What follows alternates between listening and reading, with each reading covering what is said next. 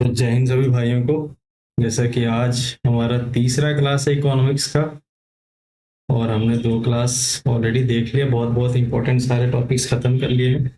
आज की जो क्लास है वो थोड़ी सी ज़्यादा लंबी हो सकती है, क्योंकि दो सबसे अहम चैप्टर हम खत्म करेंगे। एक तो मनी एंड बैंकिंग, और दूसरा है बजट एंड टैक्सेशन। ठीक है। दूसरा वीडियो आपने देखा, लास्ट वाला वीडियो काफ़ी लोगों ने अच्छा लगा। अगर आपको अच्छा लग रहा हो तो और लोगों को भी बोलिए देखें। और यकीनन जब एग्ज़ाम ख़त्म होगा तो आप आकर के बोलोगे कि भाई आपकी वजह से दो चार क्वेश्चन हमने एक्स्ट्रा कर लिए। थोड़ा एफर्ट आप भी लगाओ, मैं तो कर ही रहा हूँ। बाकी फिर शुरू करते हैं। स्टार्ट करेंगे। आज का चैप्टर रखेंगे हम मनी एंड बैंकिंग, मुद्रा व बैंकिंग। जैसा कि हिंदी और इंग्लिश दोनों मीडियम के लिए मैंने बोला है कि आपको चिंता करने की जरूरत नहीं है, दोनों को मैं बराबर लेकर के चल रहा हूँ। तो मनी एंड बैंकिंग में सबसे पहले समझते हैं कि मनी क्या है, पैसा क्या है, क्यों जरूरत है उसकी। उससे पहले एक चीज समझो आप कि बार्टर सिस्टम क्या होता है। ठीक है। क्या बार्टर सिस्टम, या जिसको हम हिंदी में कहते हैं विनिमय प्रणाली, इसका इसको समझने के लिए मैं आपको एक चीज बताता हूँ। आपने देखा होगा कि आपके गांव में या आपके कस्बों में कैसे होता था पहले, कि कुछ लोग छोटे छोटे जो रेहड़ी पे लाते हैं कुछ बेचने के लिए, या बर्फ वाले जो आते हैं आइसक्रीम कुल्फी वाले, तो वो जब बेचने आते हैं ना तो बदले में गेहूं या कोई अनाज गांव के लोगों से लेके जाते हैं और अपना वो सामान दे के जाते थे।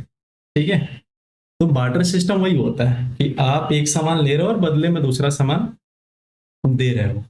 अब बार्टर सिस्टम में दिक्कत ये है ना कि दोनों व्यक्ति जो इसमें भाग ले रहे हैं, देने वाला भी और लेने वाला भी, उन दोनों को दोनों सामानों की जरूरत है। जैसे आपको बर्फ खाना है ना, कुल्फी खानी है, और अगले को गेहूं लेना है क्योंकि उसको भी जाकर के दुकान से आटा खरीदना है ना। तो बार्टर सिस्टम में सबसे बड़ी दिक्कत यही है कि दोनों लोगों की जरूरत होनी चाहिए, है ना। अब मान लो उसको गेहूं की जरूरत ना हो जो दुकानदार है, या कोई और चीज की जरूरत ना हो जो आपके पास पड़ा हो, लेकिन उसके पास जो सामान है वो आपको लेना हो, तो फिर आप क्या करोगे। तो इन्हीं सब समस्याओं को देखते हुए क्या किया गया, एक ऐसा रास्ता निकाला गया कि भाई कुछ ऐसा बना दिया जाए जिसकी जरूरत हर किसी को हो और जिसका वैल्यू हर जगह पर। ठीक है। तो उसके लिए सरकारों ने मिलकर के बहुत पहले से ही, ठीक है, पैसा शुरू किया, जिसको हम करेंसी कह देते हैं, रुपया कह देते हैं, सिक्का कह देते हैं, ऐसी चीजें शुरू कर दी इन्होंने। और हम एक्सचेंज करने के लिए क्या करने लगे, पैसा यूज करने लगे। अब हमें कोई भी सामान खरीदना, हम पैसा दे सकते हैं, पैसे की जरूरत हर किसी को। ठीक है।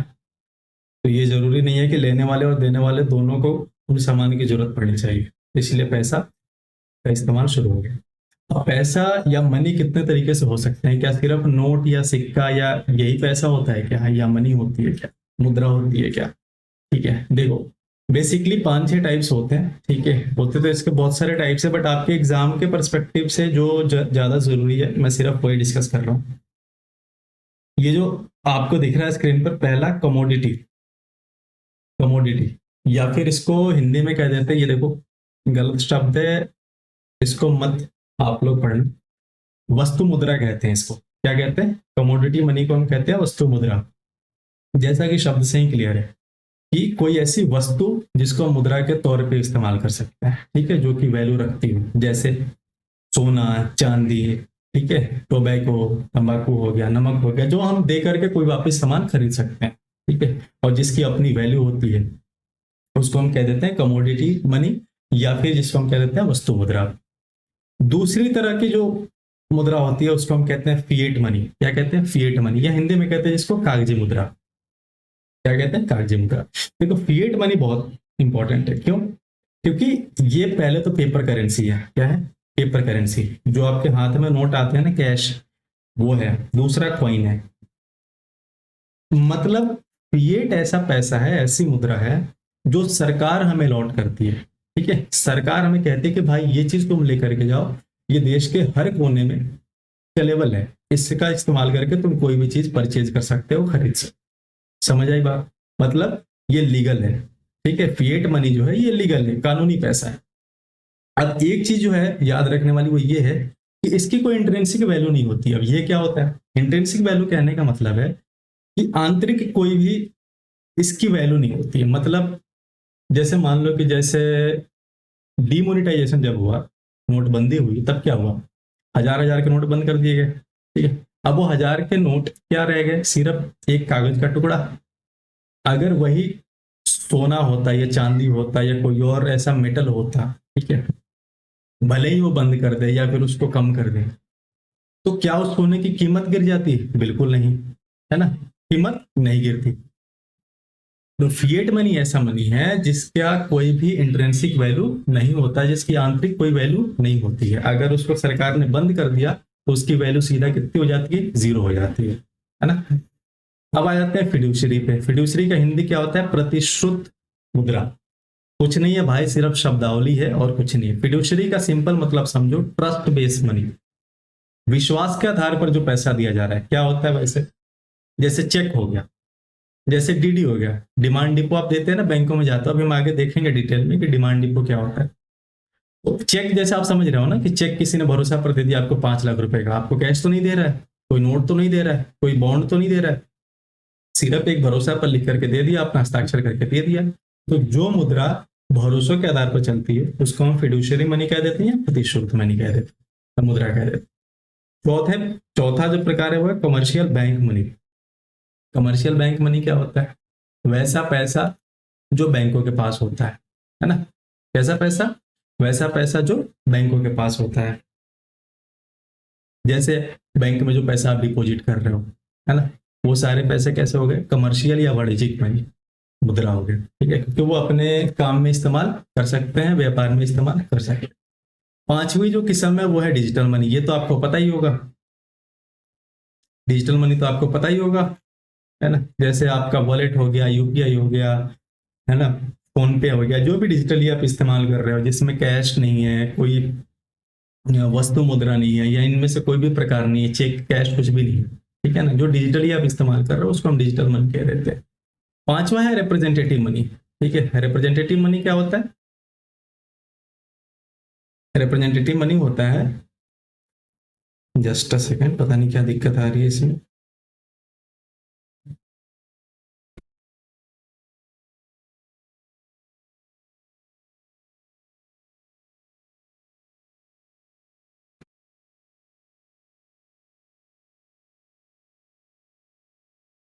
छोड़ो, अपन ऐसे ड्रा कर लेते हैं, है ना, इससे देख लेते हैं, कोई दिक्कत नहीं है।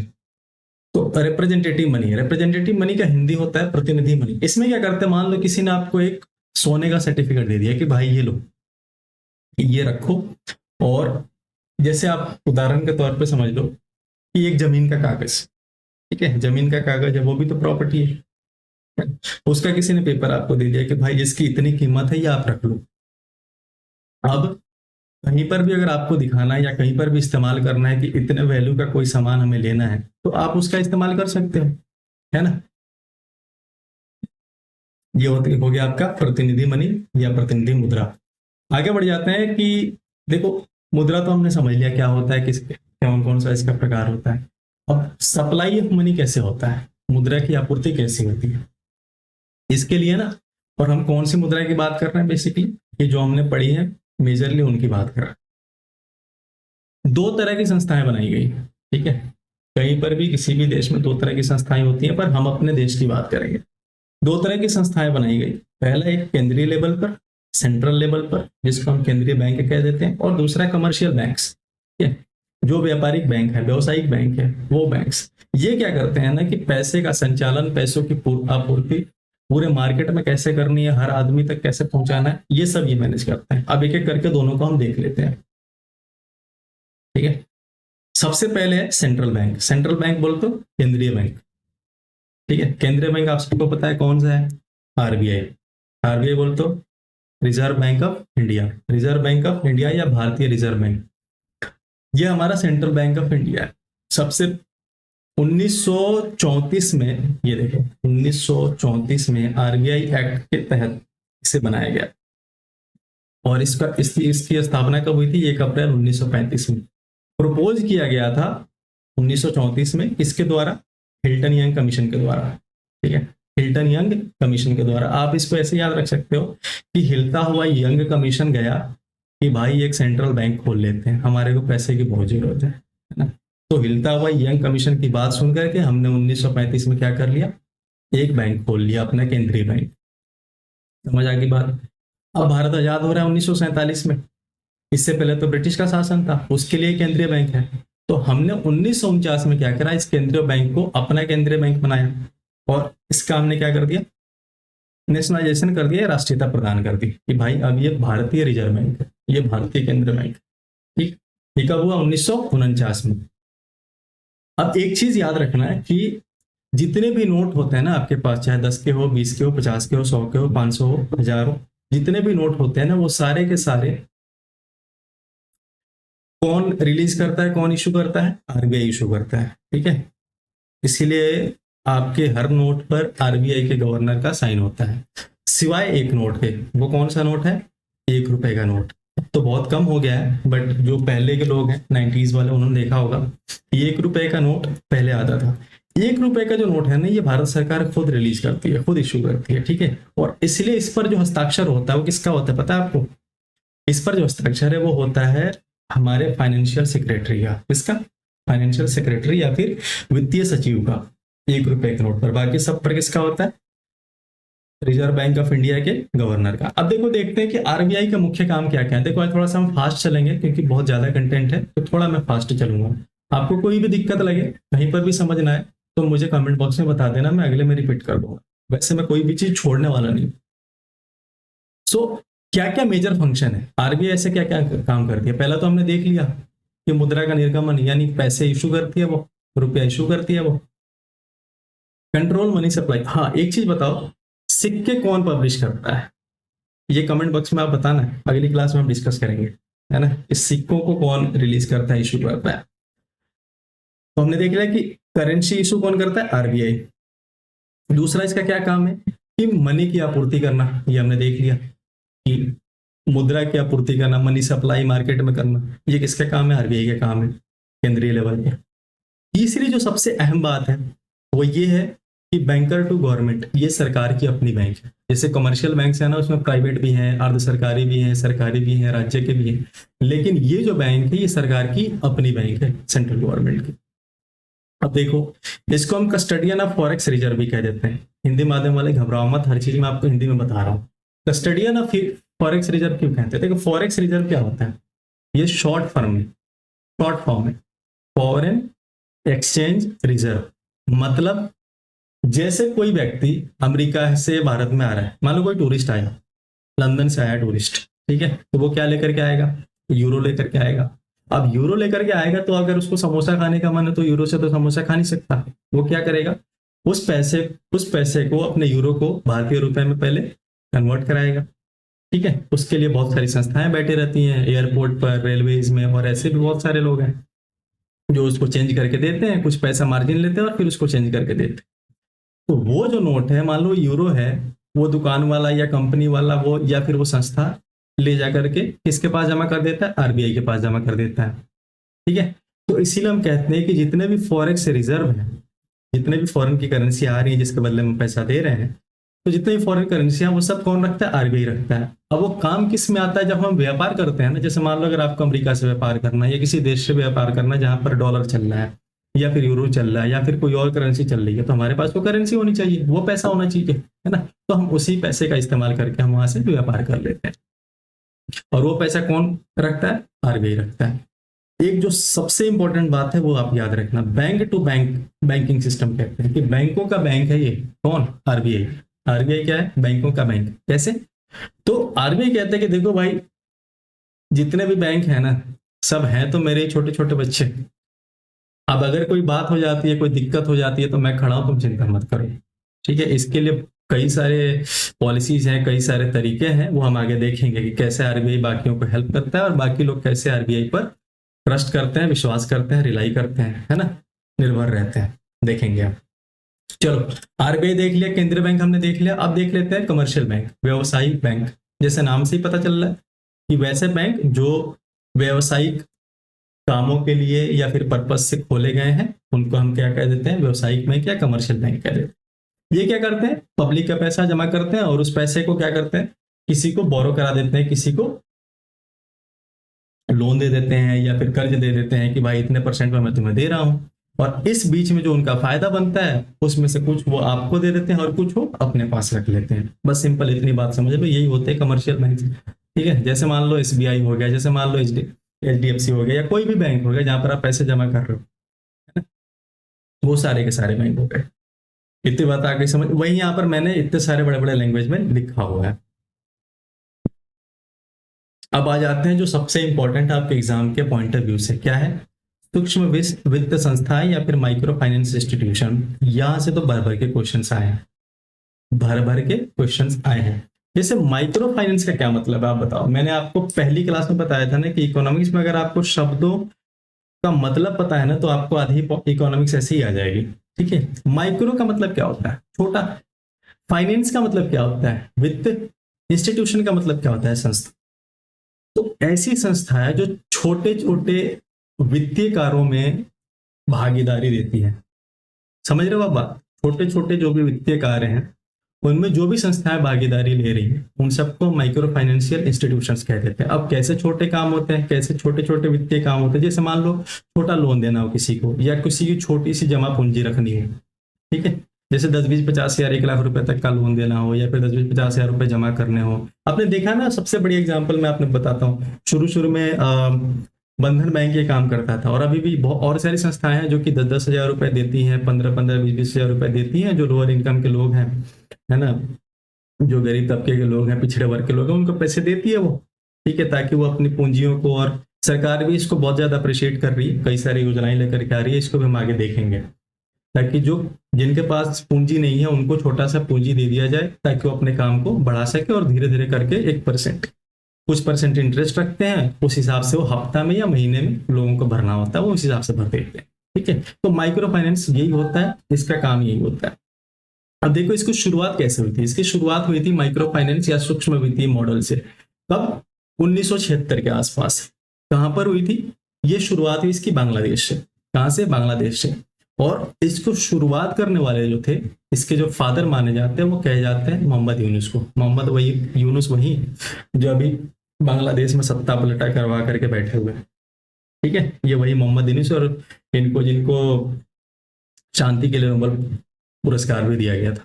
ठीक है, तो यही मोहम्मद यूनुस है जिनके वजह से इसका शुरुआत माना जाता है बांग्लादेश में। और बांग्लादेश में सबसे पहले इसकी शुरुआत हुई थी, एक छोटी सी संस्था थी जिसका नाम था ग्रामीण बैंक। क्या नाम था? ग्रामीण बैंक। 1983 में ये बनाई गई थी। ठीक है, ग्रामीण बैंक। चिंता मत करो, ये पीडीएफ भी मैं आपको दे दूंगा, टेलीग्राम का लिंक मैं डिस्क्रिप्शन में डाल दूंगा, वहां से आप ले सकते हो। सबके पीडीएफ मैंने डाल दिए, इसका भी डाल दूंगा। तो ग्रामीण बैंक किसने स्टैब्लिश करा था? मोहम्मद यूनुस के समय में ये सारी चीजें हुई थी, इसलिए इनको फादर भी कहा जाता है। हाँ, इनका एक बहुत फेमस कोट है, इन्होंने कहा था कि क्रेडिट इज ह्यूमन राइट। मतलब ऋण जो है, उधार है, वो मानव का अधिकार है। इन पर शोभा भी देता है ऐसी बात है, खास करके अगर ये पाकिस्तानी होते तो ज्यादा शोभा देती है बात, है ना। खैर छोड़िए, हमें उनसे क्या।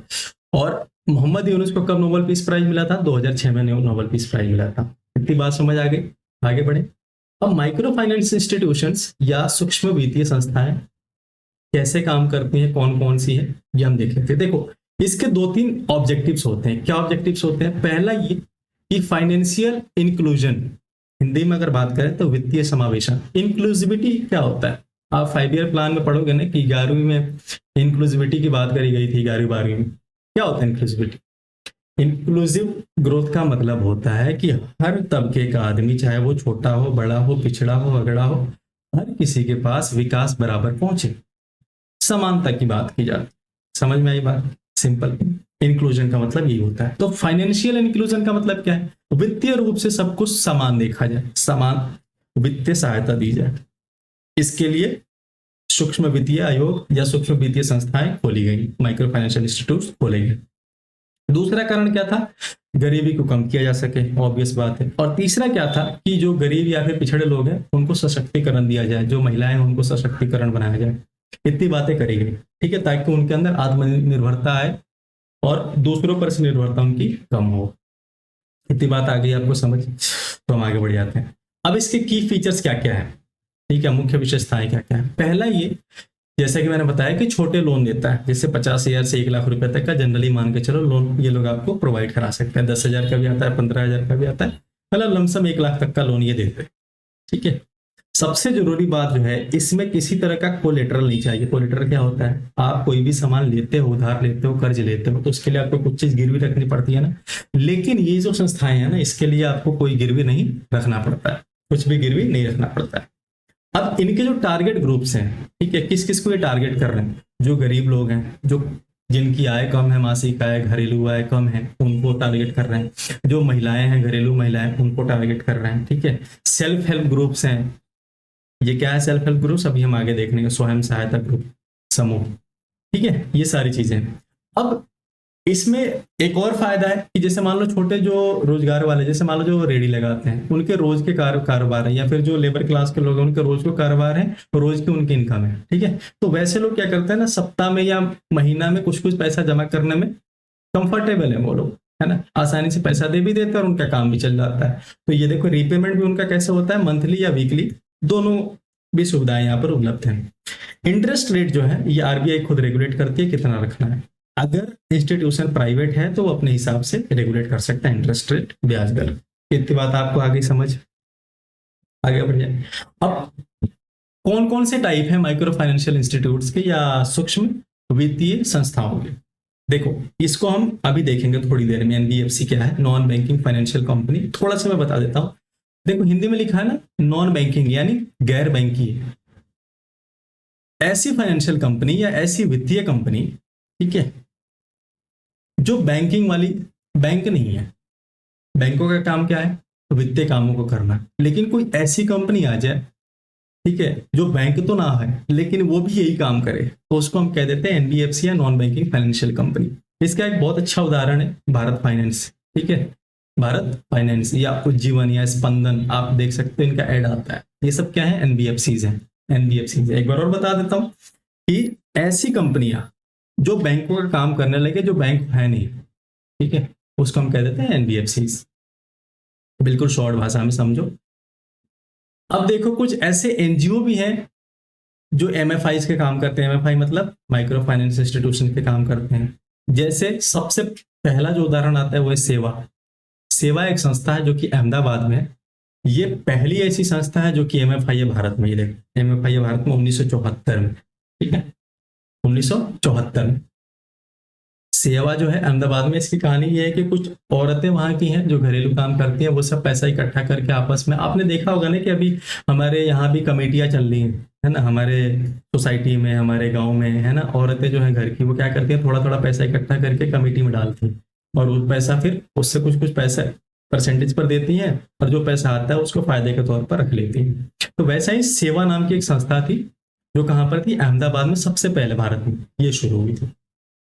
दूसरा ये कोऑपरेटिव सोसाइटी। कोऑपरेटिव सोसाइटी मतलब सहकारी संस्थाएं, ठीक है। आपने देखा होगा कई सारी सहकारी संस्थाएं, सहकारी बैंक होते हैं, है ना, जो आपके राज्य सरकार में या फिर कई सारे प्राइवेट लोग भी इसको बनवाते हैं, ताकि जो छोटे छोटे इनकम वाले लोग हैं उनको पैसा दिया जा सके, उनकी मदद की जा सके, जो किसान है उनकी मदद की जा सके, है ना।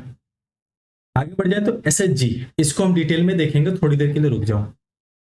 और दूसरा स्मॉल फाइनेंशियल बैंक्स, छोटे छोटे जो फाइनेंशियल बैंक्स हैं, जैसे इक्विटास हो गया, जनलक्ष्मी हो गया, ये भी वही काम करते हैं, ठीक है। तो माइक्रो फाइनेंशियल इंस्टीट्यूशन में इतनी बातें समझ आ गई जितनी मैंने बोला आपको। क्या काम है इसका, बिल्कुल शॉर्ट में एक बार समझ लो कि छोटे छोटे जो वित्तीय काम है वो ये काम करते हैं, जैसे छोटे लोन देना, है ना, छोटे लेवल पर मदद करना, ठीक है, ये सारे काम।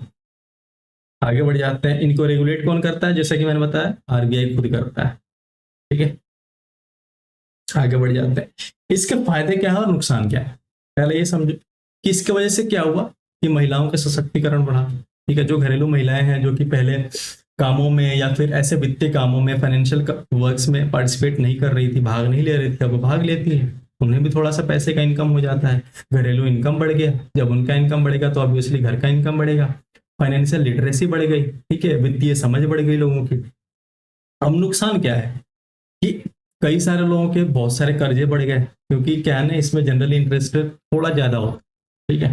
तो कई सारे लोग जो है वो दे नहीं पाते हैं, जिनकी मान लो पूंजी 2,000 रुपए की और दुकान चले ही ना। ऐसा भी होता है कि किसी भाई ने समोसे की दुकान या फिर छोटी सी दुकान को शुरू करी और वो चले ही ना, ये भी हो सकता है। आगे बढ़े। दूसरा ये कि हाई इंटरेस्ट रेट, जैसा मैंने बोला इसका इंटरेस्ट रेट कैसा होता है, हाई होता है। तीसरा ये कि इसकी रिकवरी बहुत कोएर्सिव है, कई सारे लोग घर से चले जाते हैं, है ना, लोगों को बार बार दौड़ना पड़ता है कि भाई मिल नहीं रहा वो, ये दिक्कतें हैं। लोगों की वित्तीय समझ भी अभी बहुत कम है, वो समझते नहीं है। अब दो तीन संस्थाएं हैं जो इसमें भागीदारी निभाती है, जैसे एक नाबार्ड हो गया, एक सिडबी हो गया, एक मुद्रा हो गया। नाबार्ड जो है ना, ये बहुत इंपॉर्टेंट संस्था है, इसको मैं अलग से आपको पीडीएफ बना करके सब इनकी संस्थाओं के बारे में दे दूंगा। वो आप बस देख लेना कि ये कब कब स्टेब्लिश हुई है, कौन से साल में बनाया गया, इनका अभी का चेयरमैन कौन है और इनका मुख्य काम क्या है। बस ये दो तीन बातें मैं लिख करके आपको हिंदी और अंग्रेजी दोनों में दे दूंगा, वो अलग से देख लेना सिर्फ, क्योंकि मैं उसमें टाइम नहीं देना चाहता आपको, ठीक है ना, क्योंकि उसमें फालतू टाइम जाएगा और चीजें बहुत ज्यादा प्रोडक्टिव होंगी नहीं। लेकिन इससे सवाल बनता है, बस आप देख लेना, मैं पीडीएफ दे दूंगा। आगे बढ़ जाते हैं। हाँ, एक बात याद रखना कि नाबार्ड जो है ना, सेल्फ हेल्प ग्रुप्स यानी स्वयं सहायता ग्रुप जो है ना, समूह है, उनको बढ़ावा देने में बहुत मदद करता है। अभी हम देखेंगे सेल्फ हेल्प ग्रुप्स क्या होते हैं।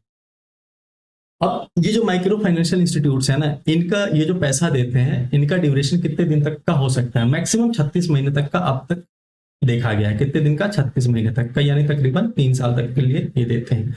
सबसे पॉपुलर जो एग्जाम्पल है वो कौन है, बंधन बैंक। अब तो ये खैर प्रॉपर बैंक बन गया है, पहले ये यही काम करता था, वहीं से इन्होंने शुरू करी। देखो सेवा बैंक के बारे में मैंने यहाँ लिख दिया, 1974 में इसकी स्थापना होती है, कहाँ, अहमदाबाद में।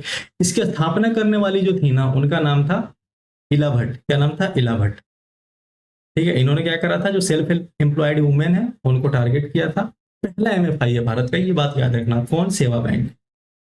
आगे बढ़ जाते हैं और देख लेते हैं।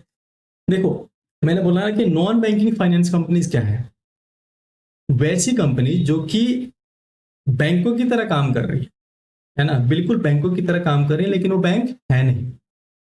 सिंपल ऐसा समझे, जैसे उदाहरण के तौर पे यहाँ पर देख लो, बजाज फाइनेंस हो गया, एचडीएफसी लिमिटेड हो गया, मुथूट फाइनेंस हो गया, ये सारे वही काम कर रहे हैं, लेकिन इनके पास बैंकों जैसा कोई लाइसेंस नहीं है। और कुछ जो बैंक के पास अधिकार है ना, वो नहीं है। जैसे ये चेक नहीं देते हैं, ठीक है, ये चेक इशू नहीं कर सकते हैं। ये सिर्फ क्या कर सकते हैं, इंश्योरेंस दे सकते हैं आपको, पैसा आपसे इन्वेस्ट करवा सकते हैं, आपको लोन दे सकते हैं, कर्जे पर दे सकते हैं, है ना, दुकान के इन्वेस्टमेंट दे सकते हैं, ऐसी चीजें ये करते हैं। डीडी एक्सेप्ट नहीं करते हैं। डीडी क्या होता है, कुछ लोगों को पता होगा, और आगे हम देखेंगे भी कि डिमांड डिपो क्या होता है।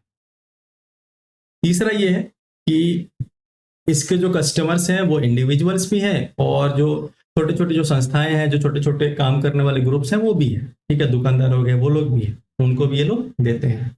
इसके फंक्शंस, इसके कार्य लिखे हुए हैं, क्या है इसके कार्य, इंफ्रा लेंडिंग, छोटे छोटे उधार देते हैं ये लोग, ठीक है, माइक्रो फाइनेंस वही सूक्ष्म वित्तीय काम करते हैं। सारी बातें मैंने आपको बता दी है, ठीक है, ये वही सब काम करते हैं, लगभग ये बैंकों जैसा ही काम करते हैं, एक दो चीज छोड़ करके जो मैंने अभी ऊपर आपको बताया। आगे बढ़ जाए।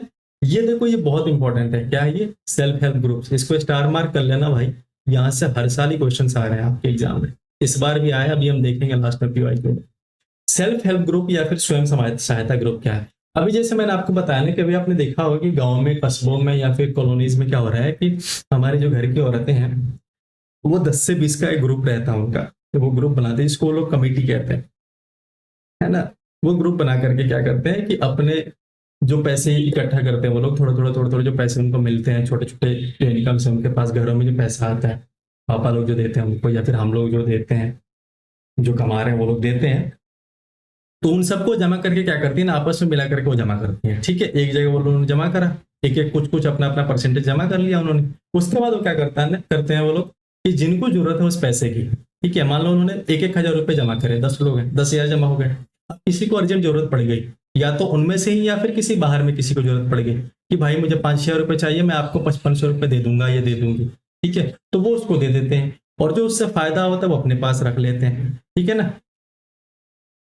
तो ये होता है सेल्फ हेल्प ग्रुप का काम, बिल्कुल मोटा मोटी आप समझे तो, ठीक है। इसमें कौन कौन से लोग पार्टिसिपेट करते हैं, खास करके ये औरतें हैं जिनके घर में लो इनकम है, काफी कम आय है, घरेलू आय, ठीक है, तो यहाँ से कुछ पैसे मिल जाते हैं उनको, कुछ सेविंग्स बन जाती हैं उनकी। देखो यहाँ पर लिखा हुआ है, इसकी कंपोजिशन कौन है, खास करके औरतें हैं जिनके घरों में लो इनकम बैकग्राउंड है, ठीक है, कम आय वाली जो घरेलू औरतें हैं वो लोग हैं। इसका ऑब्जेक्टिव क्या है, ऑब्वियस बात है कि सशक्तिकरण देना, महिलाओं को वित्तीय रूप से आत्मनिर्भर बनाना, है ना, बाकी सारी बातें जो मैंने आपको बता दी वही है और कुछ नहीं है। इसका डिसीजन जो है सबके राय से लिया जाता है, कई बार वोटिंग करा के भी ली जा सकती है, कोई नहीं पूछ रहा आपसे इतनी डिटेल में। ठीक है, ये कैसे काम करता है मैंने आपको बता दिया कि रेगुलर सेविंग्स है ना, ये देखो रेगुलर सेविंग्स वो करते हैं जो जो छोटे छोटे पैसे मिल रहे हैं उसको बचा करके आपस में एक दूसरे से लेंडिंग करते हैं, उधार लेते हैं और फिर उसको जमा कर देते हैं। ठीक है, ये चीज चलती है। अब एक बात याद रखना कि एसएचजी जो है, एसएचजी एक इसके साथ जो है बैंक लिंकेज प्रोग्राम शुरू हुआ है, किसने कराया? ये नाबार्ड ने किया है। ठीक है, क्योंकि एसएचजी जो है ना, इसको बैंकिंग कोई मान्यता है नहीं, लेकिन आपको मैं बता दूं अभी इसकी संख्या सेल्फ हेल्प ग्रुप या स्वयं सहायता ग्रुप की संख्या तकरीबन करोड़ से ज्यादा हो गई है।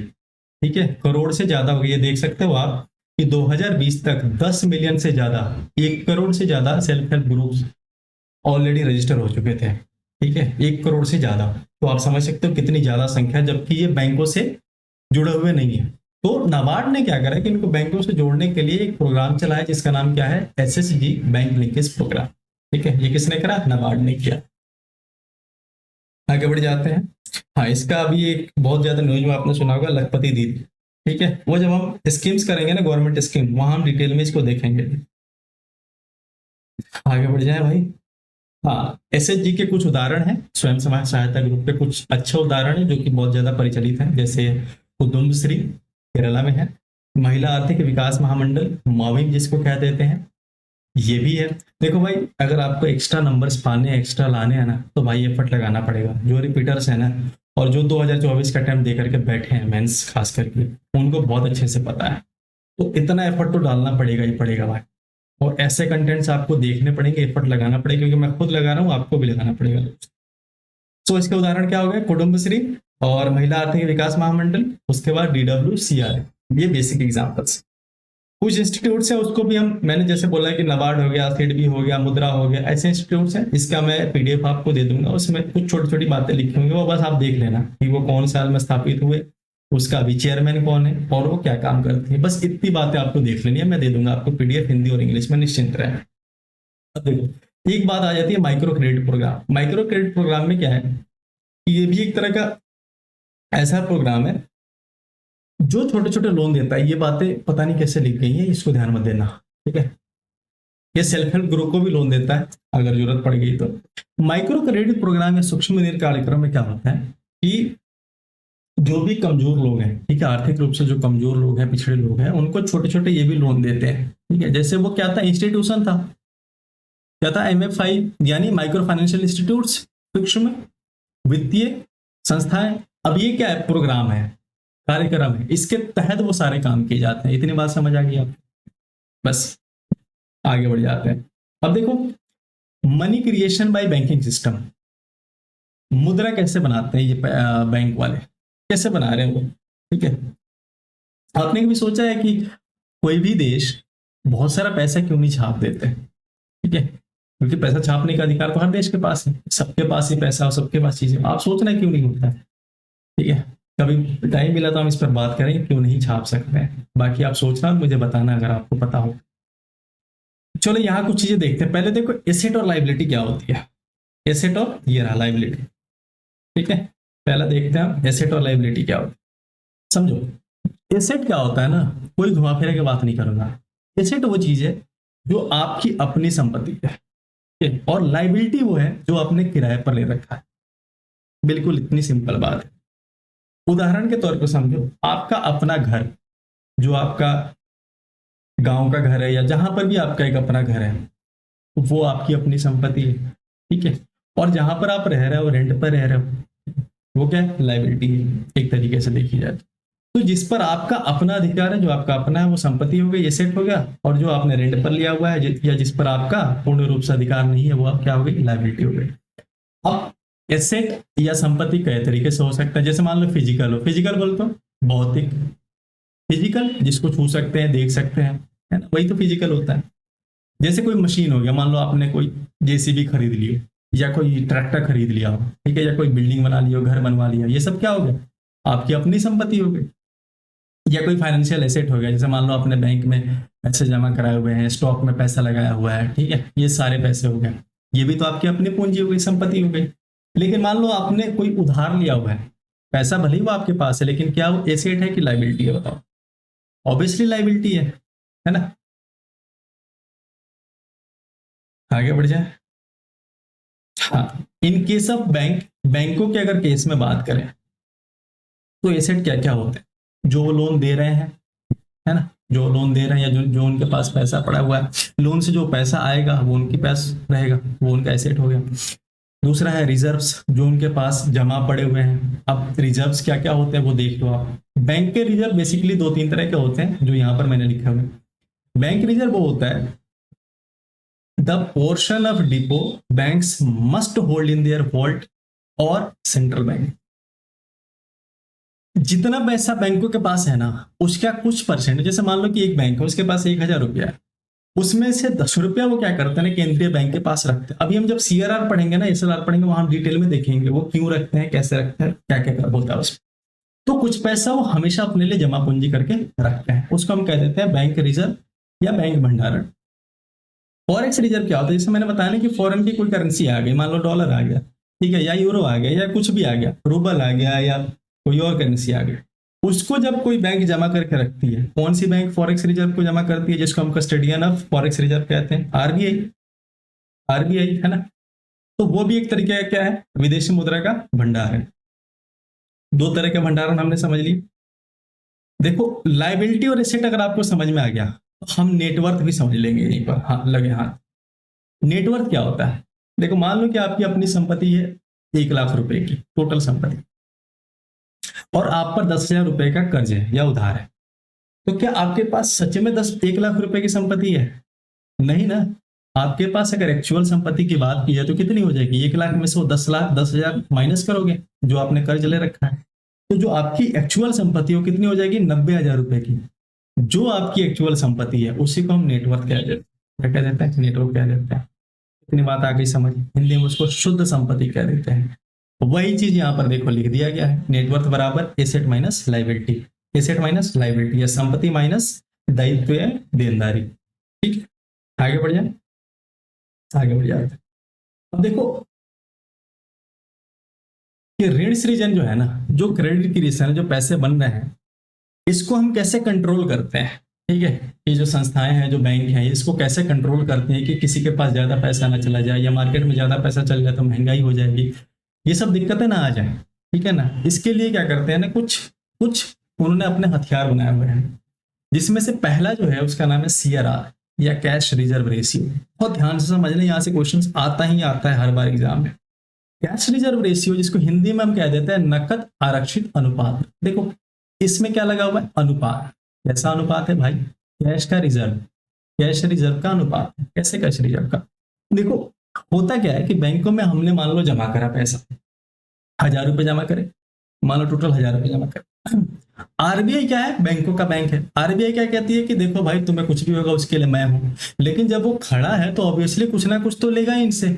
आरबीआई क्या कहता है कि देखो, तुम पर मुझे कोई भरोसा नहीं है कि कब तुम्हारी दुकान बंद हो जाए, ठीक है, या कोई दिक्कत आ जाए, कोई बात आ जाए, तो मैं जो अपने लोग हैं ना, जो समाज में रह रहे हैं, इस देश में रह रहे हैं, मैं उनके साथ धोखा नहीं होने दे सकता। ठीक है? तो तुम कम से कम एक बेसिक अमाउंट रखो, जैसे तुम्हारे पास 1,000 रुपए पड़े हुए हैं ना, तो मुझे 5 रुपए दे दो, ठीक है, ताकि मैं वो सिक्योरिटी के तौर पर रख लूँ। उसका मैं कोई तुम्हें ब्याज नहीं दे रहा हूँ, तुम मुझ पे एहसान नहीं कर रहे हो, मैं तुम्हारे लिए ही खड़ा रहूंगा, जब तुम्हें जरूरत होगी तो मैं तुम्हें दे दूंगा। ये आरबीआई कहता है, जो कमर्शियल बैंक समझ।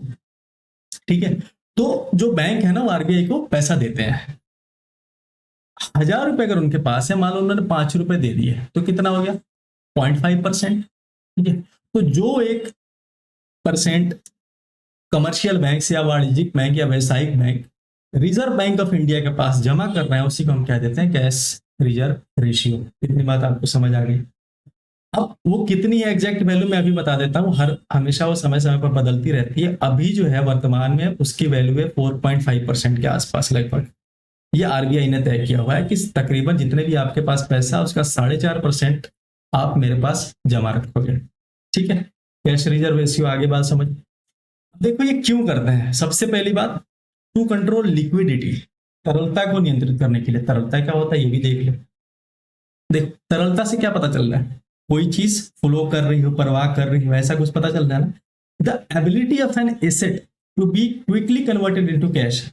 कोई भी आपके पास एसेट है, कोई मान लो कि आपके पास संपत्ति है, सोना पड़ा हुआ है आपके पास आधा किलो, उसको कैसे, ठीक है, पैसे में बदल सकते हो और कितना जल्दी बदल सकते हो, ठीक है, उसी को हम कह देते हैं तरलता। बात आई समझ? बिना किसी सिग्निफिकेंट लॉस के, ठीक है। जैसे मान लो आपने कोई सामान पड़ा हुआ है, आज आपने खरीदा 1,000 रुपए में, जैसे मान लो सोना खरीदा आपने 1 ग्राम, लेकिन साल भर के बाद जब आप बेचोगे तो कुछ ना कुछ तो परसेंट पैसा मिलेगा ही, लेकिन ऐसा ना हो कि वो 1,000 रुपए का या 10 रुपए का बिक रहा हो, ठीक है, इतना भी लॉस ना हो जाए। तो बहुत कम मार्जिन के लॉस के आधार पर हम क्या करते हैं, उसको कैश में कन्वर्ट कर लेते हैं। इसलिए हम कहते हैं कि कैश जो है, कैश जो नकद रुपया है, वो सबसे ज्यादा लिक्विड होता है, सबसे ज्यादा लिक्विड। जैसे मान लो कि किसी के पास 500 रुपए का नोट है, वो साल भर के बाद भी उसकी वैल्यू 500 रुपए ही रहेगी, ऐसा तो नहीं है कि घट बढ़ जाएगा, ठीक है। वो सबसे तरल संपत्ति इसीलिए उसको कहा जाता है, किसको, कैश को या नकद रुपए को, ठीक है। रियल एस्टेट जो है, इसको कहा जाता है कि भाई ये सबसे कम तरल है, सबसे कम तरल है, क्योंकि नहीं पता कि इस संपत्ति की रेट कब आधी हो जाए, कब ऊपर चला जाए, कुछ नहीं पता इसके बारे में, ठीक है? इसलिए तो इसके पर्पस क्या क्या है सीआरआर के? पहला ये कि लिक्विडिटी को कंट्रोल करता है, नियंत्रित करता है।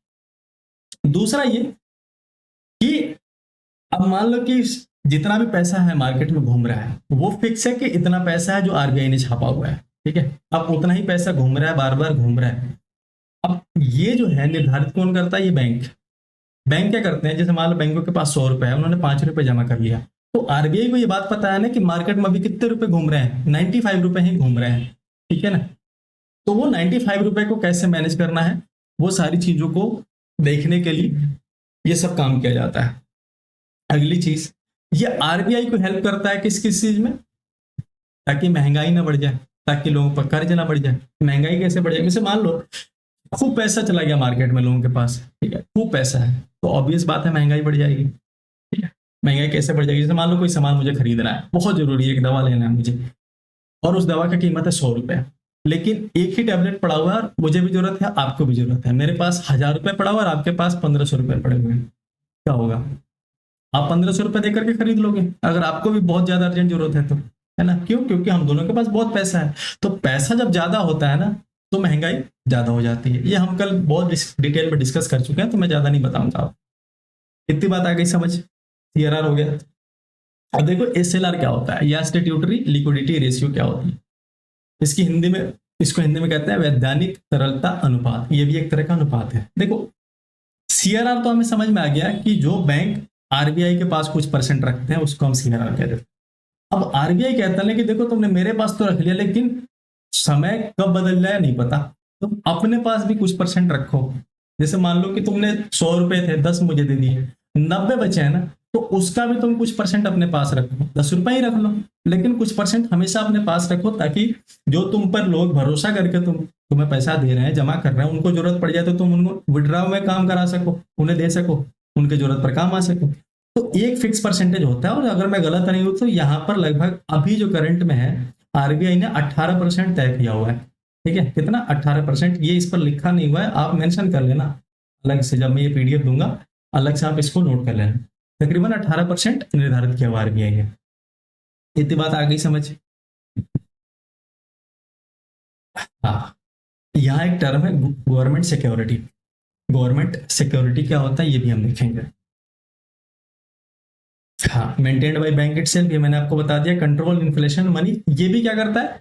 मनी सप्लाई में और महंगाई को रोकने में ये भी काम करता है, ठीक है। जैसे मान लो 4 रुपए इसने किसको दे दिए? आरबीआई को दे दिया। अब इसके पास कितने बच गए? सॉरी, मान लो कि 5 रुपए इसने दे दिया आरबीआई को 100 में से, इसके पास कितने? 95 रुपए। 95 में क्या करा, अगर इसने 5 रुपए अपने पास रख लिए, तो पूरे मार्केट में कितने पैसे हैं? 90 रुपए।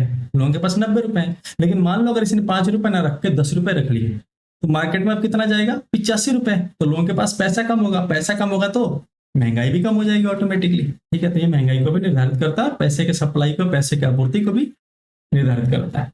अब एक बात याद रखना आप, एसएलआर जितना ज्यादा होगा, एसएलआर जितना ज्यादा होगा, लेंडिंग कैपेसिटी उतनी कम होगी, ऋण देने की क्षमता उतनी उतनी कम होगी। कैसे? जैसे एसएलआर मैंने बताया ना क्या होता है, कि बैंक मान लो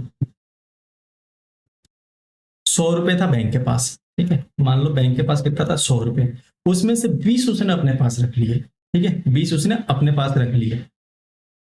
तो अब जो वो उधार दे सकता है 80 रुपए दे सकता है लोगों को।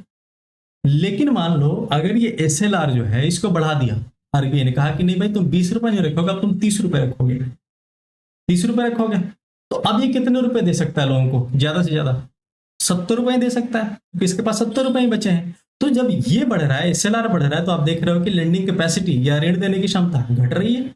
इतनी बात समझ आ गई आपको, आगे बढ़ जाते। अब देखो गवर्नमेंट सिक्योरिटी क्या हो जाती है। देखो गवर्नमेंट सिक्योरिटी वो होती है, बिल्कुल लेमन भाषा में समझो मेरे से। सरकार क्या करता है ना, जब उसके पास कई सारे कर्ज हो जाते हैं या फिर पैसों की जरूरत आ जाती है, तो क्या करते हैं ना कि एक तरह का कागज, स्टाम्प या कोई नोटिस जारी करते हैं लोगों को जिनके पास पैसा है, ठीक है। अब वो लोगों से पैसे इकट्ठा करते हैं या कंपनियों से पैसा लेते हैं या किसी से बोरो करते हैं, ठीक है, उसको ये कह के करते हैं कि भाई देखो आज मुझे रुपए की जरूरत है, लेकिन मैं तुम्हें शुद्ध समेत वापस दे दूंगा, बदले में तुम ये कागज रख लो या एक पेपर रख लो, ये बॉन्ड रख लो अपने पास। समझ आ गई बात। उसको हम कह देते हैं क्या, गवर्नमेंट सिक्योरिटी, सरकार की प्रतिभूतियां, ठीक है, उसी को हम जीसेक कह देते हैं, गवर्नमेंट सिक्योरिटी कह देते हैं। बिल्कुल सिंपल समझ लो। इसके कई सारे प्रकार हैं, जैसे एक हो गया ट्रेजर बिल, क्या हो गया, ट्रेजर बिल। दूसरा हो गया गवर्नमेंट बॉन्ड्स। ट्रेजर बिल क्या होता है, एक समय निर्धारित होता है कि इतने समय में मैं पैसा आपका पे कर दूंगा भाई, तुम तब तक के लिए पेपर रख लो। अब वो समय कम भी हो सकता है, ज्यादा भी हो सकता है। अगर वो समय 1 साल से कम है, तकरीबन साल भर है, ठीक है, ट्रेजर बिल के भी बहुत सारे अलग अलग पार्ट्स होते हैं, 128 दिन का भी होता है, 364 दिन का भी होता है, अलग अलग इसके ब्रांचेस हैं। लेकिन आप मोटा मोटी मान के चलो कि ट्रेजर बिल मैक्सिमम 1 साल से कम का ही होता है, ठीक है। और अगर 1 साल से ज्यादा का टाइम है तो वो गवर्नमेंट बॉन्ड के अंडर में आ जाता है। ये बात आ गई समझ, आगे बढ़ जाए, ठीक है। अब मनी मल्टीप्लायर क्या हो जाता है, देखो मुद्रा गुणक क्या होता है, the ratio of money supply to the reserve money. समझो मेरी बात, कि मान लो गवर्नमेंट के पास कितना, बैंक के पास कितना पैसा था, 100 रुपए, उसने कितने रखे हैं, 30 रुपए, ठीक है, 30 रुपए रख लिए, बच गए कितने, 70 रुपए। 70 रुपए क्या है, सप्लाई में दे दिए, पैसे वो मार्केट में घूम रहे हैं। तो जो पैसे मार्केट में घूम रहे हैं, ठीक है, ये 70 रुपए, और जो पैसे बैंक ने अपने पास जमा रखे हैं, उन दोनों का अनुपात क्या कहला जाता है, मनी मल्टीप्लायर या मुद्रा गुणक। बिल्कुल सिंपल, समझ आ गई बात। और देखो जितना CRR ज्यादा होगा, कैश रिजर्व रेशियो जितना ज्यादा होगा, ऑब्वियसली बात है कि मनी मल्टीप्लायर कम होगा भाई। रिजर्व जितना ज्यादा होगा, सप्लाई कम होगा। ये देखो मनी सप्लाई और मनी मल्टीप्लायर के बीच में कैसा रिश्ता है, डायरेक्ट रिलेशन है। यानी अगर ये घटेगा, मनी मल्टीप्लायर घटे, सॉरी मनी सप्लाई घटेगा, तो मनी मल्टीप्लायर भी घटेगा, ठीक है। अगर और मनी मल्टीप्लायर और मनी रिजर्व में उल्टा संबंध है, मतलब रिजर्व बढ़ेगा तो मनी मल्टीप्लाई घटेगा। तो वही बात है ना, CRR में क्या होता है, रिजर्व बढ़ जाता है, तो रिजर्व अगर बढ़ेगा तो मनी मल्टीप्लाई कम हो जाएगा। बिल्कुल सिंपल बात। CDR देख लो, कई बार CDR भी होता है। CDR क्या होता है, currency deposit ratio, measures public preference to hold cash opposite to deposits. ये देखता है ना कि कितना पैसा लोगों ने जमा करा है और कितना पैसा लोगों ने अपने पास होल्ड रखा है। जैसे मान लो किसी की कमाई है महीने की 10,000 रुपए, ठीक है, अब वो क्या कर रहा है कि 3,000 रुपए जमा कर रहा है और 7,000 रुपए अपने पास रख रहा है। अब अगले महीने क्या हो रहा है कि वो 5,000 रुपए जमा कर रहा है और 5,000 रुपए अपने पास रख रहा है। तो जितना पैसा वो जमा कर रहा है और जितना पैसा अपने पास रख रहा है, उन दोनों का अनुपात निकालने के लिए हम क्या देखते हैं, CDR देख लेते हैं। इतनी बात समझ आ गई, आगे बढ़े। अब देखो जो मनी सप्लाई है, पैसे की आपूर्ति है, मुद्रा की आपूर्ति है पूरे मार्केट में, उसको कंट्रोल करने के लिए दो तरह के पॉलिसीज हैं, ठीक है, दो तरह के पॉलिसी टूल्स चलते हैं, दो तरह के मात्रा उपकरण चलते हैं। पहला जो है उसका नाम है क्वांटिटेटिव टूल, दूसरे का नाम है क्वालिटेटिव टूल। हिंदी में इसको कहते हैं मात्रात्मक और इसको कहते हैं गुणात्मक। आप ऐसे समझो, मात्रात्मक मतलब क्या होगा, कितना रुपया या कितनी संपत्ति मार्केट में चल रही है, उन सबका गुणा भाग, उन सबका मैनेजमेंट देखना है, वो किस में आ जाता है, मात्रात्मक में आ जाता है। कैसे चल रहा है, कैसे चीजें मैनेज हो रही हैं, ठीक है, उसके गुणों को देखना है, तो वो सारे किस में आ जाते हैं, क्वालिटेटिव में आ जाते हैं। आगे बात समझ, एक एक करके दोनों को देख लेते हैं। देखो क्वालिटेटिव तो ज्यादा इंपॉर्टेंट नहीं है आपके एग्जाम के परस्पेक्टिव से, क्वांटिटेटिव बहुत इंपॉर्टेंट है। हम देखेंगे। और क्वांटिटेटिव के हैं, ये ओपन मार्केट ऑपरेशन पार्ट है, हम आगे देखेंगे, टेंशन मत लीजिए। आरबीआई को लेंडर ऑफ लास्ट रिसोर्ट कहा जाता है, ये बात याद रखिएगा। क्यों कहा जाता है? कहते हैं कि जब, अभी मैंने बताया ना कि जब बैंक की मान लो मंदी आ जाए, बिल्कुल खत्म हो जाए, एकदम बंद होने के कगार पर है, अब मरने वाला है, कहते हैं ना कि डूबते को मरते को डूबते को तिनके का सहारा। तो ये तिनका है आरबीआई। कोई भी बैंक डूब सकती है और ये तिनका बनता है फिर आरबीआई, इसीलिए इसको हम क्या कह देते हैं, लेंडर ऑफ लास्ट रिसोर्ट। अब देखते हैं क्वांटिटेटिव टूल्स या मात्रात्मक उपकरण ये क्या होते हैं। देखो, सीआरआर हमने देख लिया, एसएलआर हमने देख लिया, और इसके क्या क्या है, ये दोनों भी क्वांटिटेटिव टूल में आते हैं। और इसके क्या क्या आता है, पहला रेपो रेट, आपने सुना होगा नाम इसका कि रेपो क्या होता है, रिवर्स रेपो क्या होता है, ये सब हम देखेंगे। रेपो क्या होता है समझो, the interest at which central bank lends short term funds to commercial banks against government security for fixed. होता क्या है कि जितने भी कमर्शियल बैंक है, मान लो उनको पैसे की जरूरत पड़ जाए, ठीक है, अर्जेंट कोई जरूरत पड़ गई, अचानक से जरूरत पड़ गई कि भाई मुझे पैसे चाहिए, वो किससे लेंगे? अब कस्टमर से तो कितना ले सकते हैं, कितना देगा कोई? मोटा पैसा ही चाहिएगा अगर बैंक को चाहिए होगा तो, ठीक है, तो वो कहाँ जाते हैं? आरबीआई के पास जाते हैं, रिजर्व बैंक ऑफ इंडिया के पास जाते हैं कि भाई मुझे एक पैसा दे दो, कुछ पैसे की जरूरत आ गई है, मुझे फटाफट दे दो ताकि हमारा काम चल जाए। तो कहता है ठीक है आरबीआई, ले लो मेरे से पैसा, ठीक है, लेकिन मुझे कुछ परसेंट चाहिए इंटरेस्ट के तौर पे, तुम ले लो, और उसके लिए तो मुझे सिक्योरिटी दे देना। तो कॉमर्शियल बैंक्स जो जितने हैं, जो व्यावसायिक बैंक है, उसके पास सिक्योरिटी जमा कर देते हैं, पैसा ले लेते हैं कुछ इंटरेस्ट पर, आरबीआई को दे देता है। तो जो पैसा आरबीआई दे रहा है किसको, कमर्शियल बैंक्स को, जिस इंटरेस्ट पर दे रहा है उसको हम रेपो रेट कह देते हैं। समझ आएगी बात? अब देखो यहां से कुछ चीज समझने वाली है, रटने से काम नहीं चलेगा दोस्त, समझो। अगर रेपो रेट ज्यादा होगा, आप समझो क्या होगा, इंटरेस्ट रेट ज्यादा होगा।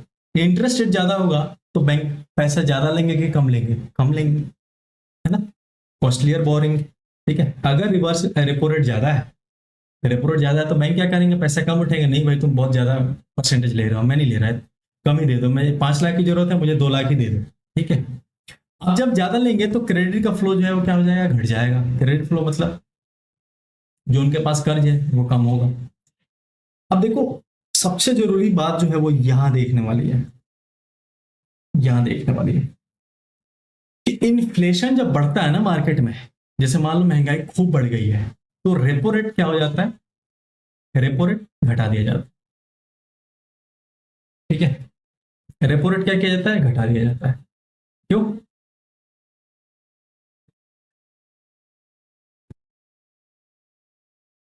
क्यों?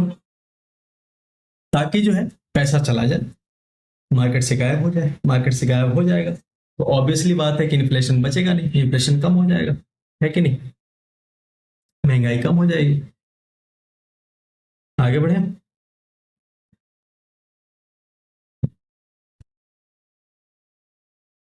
रिवर्स रेपो रेट देख लेते हैं, ठीक है, रिवर्स रेपो रेट देख लेते हैं। रिवर्स रेपो रेट क्या होता है, जस्ट उल्टा होता है। रेपो रेट में क्या होता है कि आरबीआई पैसा दे रहा है किसको, कमर्शियल बैंक को, व्यवसायिक बैंक को, कि लो भाई पैसा लो तुम, और उसका कुछ परसेंट दे। इसमें क्या होता है ना कि आरबीआई कुछ अपनी संपत्ति सेल करती है, मैं sell security after expected date, it has specific date at it will be repurchase. इसमें क्या होता है ना कि जो सिक्योरिटी जमा करी है बैंकों ने, ठीक है, जो सिक्योरिटी जमा करी है बैंकों ने, उस सिक्योरिटी को अब क्या करता है, आरबीआई बेचना शुरू करता है कि भाई अब तुम्हारा बहुत हो गया, अब मैं इसको बेच करके अपना पैसा वसूलूंगा क्योंकि तुम पैसा नहीं दे रहे हो, ठीक है। या दूसरा केस ये होता है कि बैंक वाले पैसा दे रहे हैं किसको, आरबीआई को, ये भी हो सकता है, ठीक है। बट जो सबसे मेन केस है वो पहला वाला है कि जो सिक्योरिटी जमा करी आरबीआई के पास बैंकों ने, वो आरबीआई बेच करके पैसा बनाता है, और उससे क्या हो जाता है, अब आरबीआई के पास पैसा गया तो इससे क्या क्या प्रभाव पड़ेगा आप सोचो।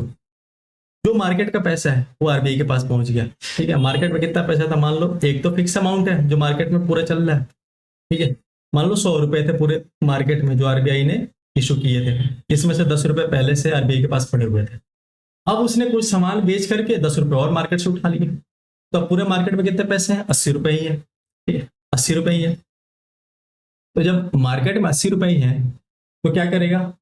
अब आप एक बात बताओ, मार्केट में मनी सप्लाई घटेगा, मनी सप्लाई घटेगा तो लोगों के पास पैसा कम होगा, लोगों के पास पैसा कम होगा तो इन्फ्लेशन वैसे भी कंट्रोल कर सकते हैं। आरआर का इस्तेमाल करके हम इन्फ्लेशन कंट्रोल कर सकते हैं। आप सोचोगे ना, सारी बातें कनेक्ट कर पाओगे। जितना ज्यादा आरआरआर होगा, लोअर द मनी सप्लाई, यही बात मैंने आपको बोला ना अभी। रिवर्स रेपो रेट जितना ज्यादा होता है, मनी सप्लाई उतनी कम होती है। क्यों? क्योंकि पैसा आरबीआई वापस अपने पास ले रहा है। अब अपने पास ले रहा है तो मार्केट में जितना पैसा है वो घट रहा है। अब मार्केट से पैसा गायब होगा तो ऑब्वियसली बात है, मनी की सप्लाई कम हो जाएगी। ठीक है, इतनी बात आ गई आपको समझ?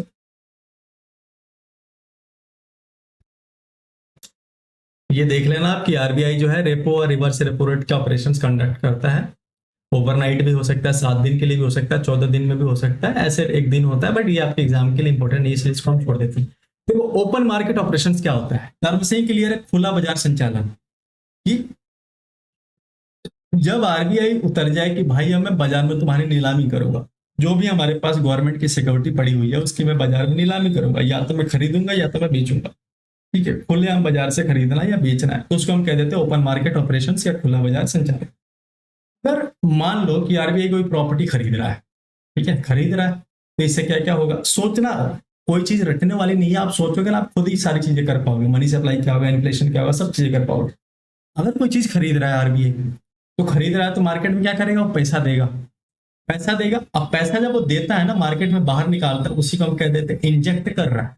इंजेक्शन दे दिया, इंजेक्शन दे दिया मतलब आरबीआई जब इंजेक्शन भी देगा तो क्या इंजेक्ट करेगा? पैसा इंजेक्ट करेगा, रुपया देगा भाई। ठीक है, तो क्या होगा? जब मार्केट में पैसा आएगा तो ऑटोमेटिकली मनी सप्लाई बढ़ जाएगा। मनी सप्लाई बढ़ा तो लिक्विडिटी, तरलता बढ़ जाएगी, सिंपल सी बात है। लेकिन अगर वो सेल कर रहा है संपत्ति, तो क्या हो जाएगा? मार्केट से पैसा उठा रहा है, मार्केट से पैसा उठाएगा तो मनी सप्लाई क्या हो जाएगी? कम हो जाएगी। मनी सप्लाई कम हो गई मतलब लिक्विडिटी कम हो जाएगी, और इसको हम क्या कह देते हैं? एब्जॉर्प्शन कह देते हैं। देखो, अब ये जो है ना, ओएमओ या ओपन मार्केट ऑपरेशन, ये दो तरीके से होता है। एक तो आउटराइट कहते हैं और दूसरा रिवर्स और रेपो रेट या रिवर्स रेपो। इन दोनों को मिलाकर के ना हम कह देते हैं लिक्विडिटी एडजस्टमेंट फैसिलिटी या तरलता संयोजन सुविधा। ठीक है, उन दोनों को एक साथ, रिवर्स रेपो रेट और रेपो को दोनों को मिला दो तो हम एलएफ कह देते हैं। आउटराइट समझो क्या होता है? आउटराइट मतलब होता है किसी चीज का परमानेंटली बेच देना या खरीद लेना। समझ रहे हो? रेपो और रिवर्स रेपो तो टेम्पररी बेस पर होता है, लेकिन आउटराइट जो है परमानेंटली बेच दिया। मान लो उसके पास सोना पड़ा हुआ था, उसने परमानेंटली बेच दिया कि ले जाओ, अब मुझे नहीं चाहिए। अब ना मैं कोई बॉन्ड बनाऊंगा कि एक समय के बाद मैं तुमसे खरीदूंगा या तुम मुझे बेचोगे, नहीं भाई मुझे नहीं चाहिए, जाओ ये तुम्हारा हो गया परमानेंट। या मैं तुमसे जो खरीद ले रहा हूँ अब मैं किसी एक टाइम के बाद तुम्हें दूंगा नहीं वापस, ये मेरा परमानेंट हो गया, तो उसको हम आउटराइट कह देते हैं। ये देखो वही बात है लिखी हुई है कि परमानेंट बाइंग या selling of the government security in open market by RBI without an agreement to reverse the transaction letter.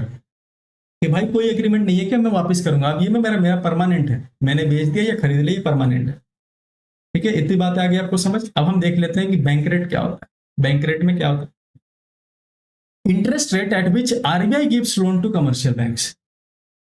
मान लो कि कमर्शियल बैंक से कोई लोन की जरूरत पड़ जाए, ठीक है, वहां पर क्या था? शॉर्ट टर्म के लिए था ना, अभी हमने देखा ना यहाँ पर रेपो रेट में, इसमें क्या था? शॉर्ट टर्म के लिए, कम समय के लिए पैसा ले रहे थे वो लोग आरबीआई से इंटरेस्ट रेट पर। लेकिन लंबे समय के लिए पैसा लेना हो किसी एक इंटरेस्ट रेट पर, ब्याज दर पर, तो उसको हम कह देते हैं बैंक दर। क्या कह देते हैं? बैंक दर। इसमें क्या होता है? किसी तरह का कोई एग्रीमेंट नहीं होता, किसी तरह का कोई गिरवी नहीं होता। ये दो अंतर है, बड़े अंतर। पहला कि लॉन्ग टर्म के लिए होता है और रेपो किसके लिए होता है? शॉर्ट टर्म के लिए होता है। इसमें कोई एग्रीमेंट नहीं होता, उसमें क्या होता है? एक गवर्नमेंट सिक्योरिटी देनी पड़ती है, जमा करनी पड़ती है। अब एक बात बताओ, बैंक रेट ज्यादा होगा तो मनी सप्लाई कम होगा कि ज्यादा होगा? ऑब्वियसली बात है कि बैंक रेट ज्यादा होगा।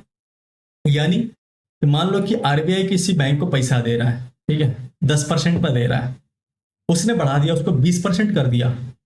अगर 20% कर दिया तो बैंक वाले पैसा लेंगे ही नहीं। अब पैसा लेंगे नहीं बैंक वाले तो क्या हो जाएगा? हमारे तक पैसा पहुंचेगा ही नहीं। अब पैसा नहीं पहुंचेगा तो क्या हो जाएगा? मनी सप्लाई ऑटोमेटिकली घट जाएगा। तो बैंक रेट अगर बढ़ेगा, अगर बैंक रेट बढ़ रहा है तो मनी सप्लाई क्या हो जाएगा? मनी सप्लाई घटेगा। उल्टा रिलेशन होता है। समझ आ गई बात? इससे भी हम क्या कर सकते हैं, इन्फ्लेशन को कंट्रोल कर सकते हैं। ठीक है, इन्फ्लेशन और मनी सप्लाई में क्या रिलेशन है मैं बता चुका हूं कल के क्लास में, तो मैं आपको ज्यादा डिटेल में नहीं बता रहा हूं। अब मार्जिनल स्टैंडिंग फैसिलिटी क्या होती है? देखो, मार्जिनल स्टैंडिंग फैसिलिटी ये होता है कि अगर रातों रात कोई जरूरत पड़ जाए गवर्नमेंट किसी बैंक को, कि भाई रातों रात मुझे कोई दिक्कत पड़ गई, कोई बैंक आया कह रहा है आरबीआई की भाई मुझे बहुत दिक्कत हो गई, कल मेरा दिवाला निकल जाएगा, ऐसी ऐसी बात है, कल अचानक से इतने रुपए की जरूरत आ गई, ये हो गया वो हो गया दिस हो गया दैट हो गया। ठीक है, तो रातों रात अगर कोई जरूरत आ जाए ना, तो आरबीआई के पास जाए। क्यों? क्योंकि आरबीआई ही लास्ट रिसोर्ट है सबका, बैंकों का बैंक है वो। तो वो कहता है ठीक है भाई तुम ले लो मदद मेरे से। तो वो जो रातों रात के लिए देता है ना कि भाई ओवरनाइट के लिए ले लो तुम, उसको हम क्या देते हैं, क्या, एमएसएफ। और ये जल्दी लौटा भी देते हैं। ठीक है, ये जल्दी लौटा भी देते हैं। इसके लिए एक सिक्योरिटी जमा करनी पड़ती है। हमने देखा बैंक रेट के लिए कोई सिक्योरिटी नहीं था, रेपो के लिए सिक्योरिटी था, और एमएसएफ के लिए सिक्योरिटी है। इन तीनों में क्या है, आरबीआई जो है बैंकों को पैसा दे रहा है ना। आगे बढ़ जाते हैं।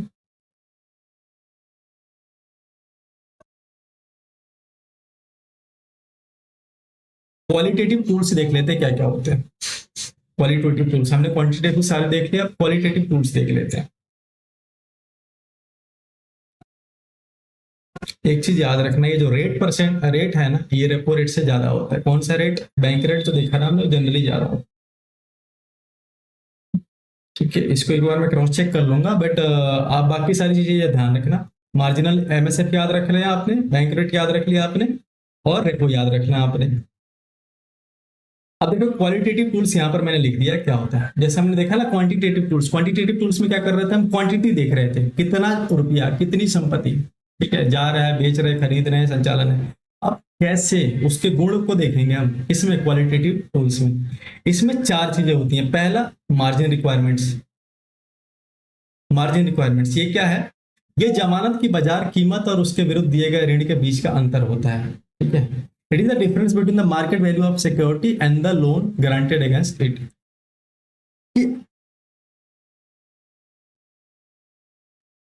आपने कोई सामान जमा करा, जैसे मान लो कि हमने सोना जमा किया, ठीक है, जाते हैं ना कोई चीज पैसा लेने के लिए, तो सोना जमा करा, ठीक है, और उन्होंने कुछ पैसा उसके बदले में दे दिया।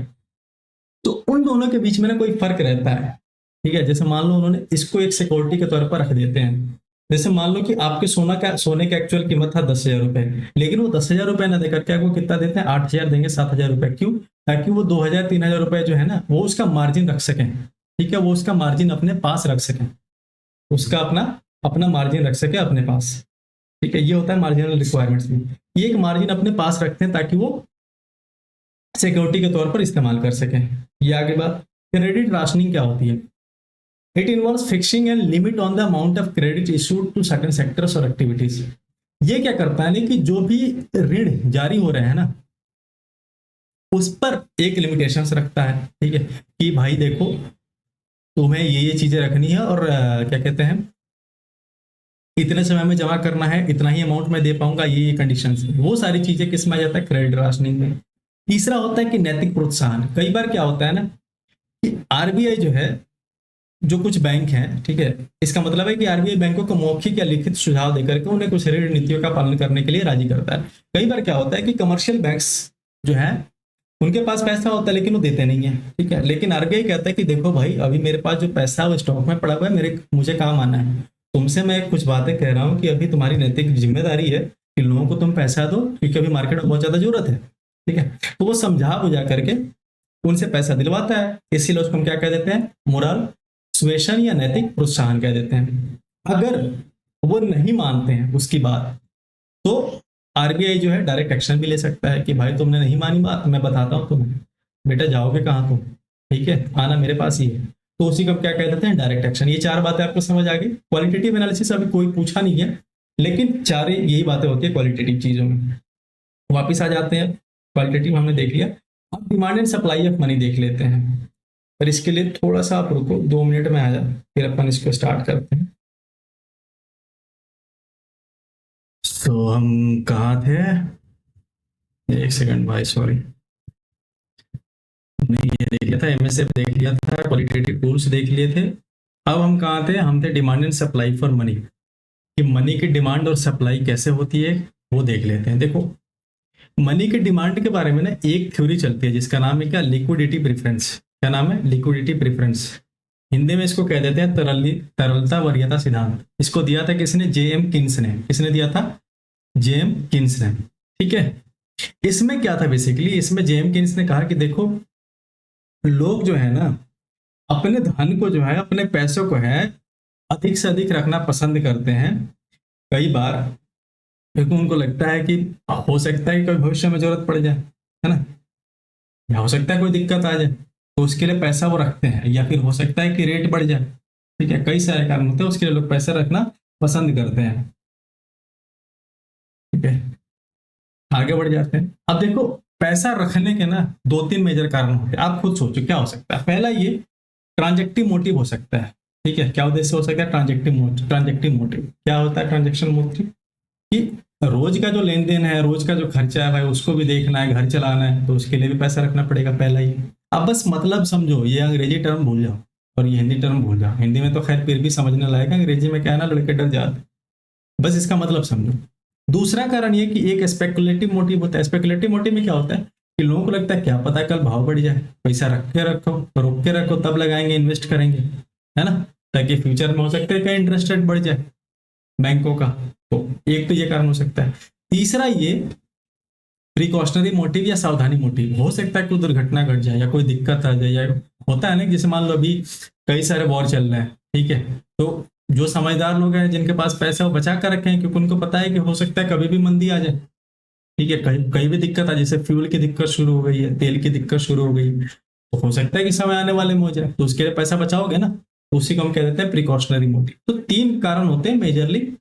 यहाँ मैंने दो लिखा है, लेकिन तीन कारण मान के चलो कि ये तीन मोटा मोटी कारण होते हैं जिसके कारण पैसे लोग बचाते हैं और रखते हैं। अब आ जाते हैं कि वेलोसिटी ऑफ मनी क्या होती है, मुद्रा की गति क्या होती है। क्या मुद्रा दौड़ता है क्या? 15 की गति से मुद्रा दौड़ रहा है, उधर से 15 की स्पीड से ट्रेन आ रही है, बताओ कितने मिनट में पास करेंगे? ऐसा नहीं है। इसमें ये देखते हैं ना कि पैसा जो चल रहा है मार्केट में, ठीक है, एक यूनिट जो पैसे का है वो कितने बार रोटेट किया, कितने बार रोटेट किया एक गिवन टाइम में।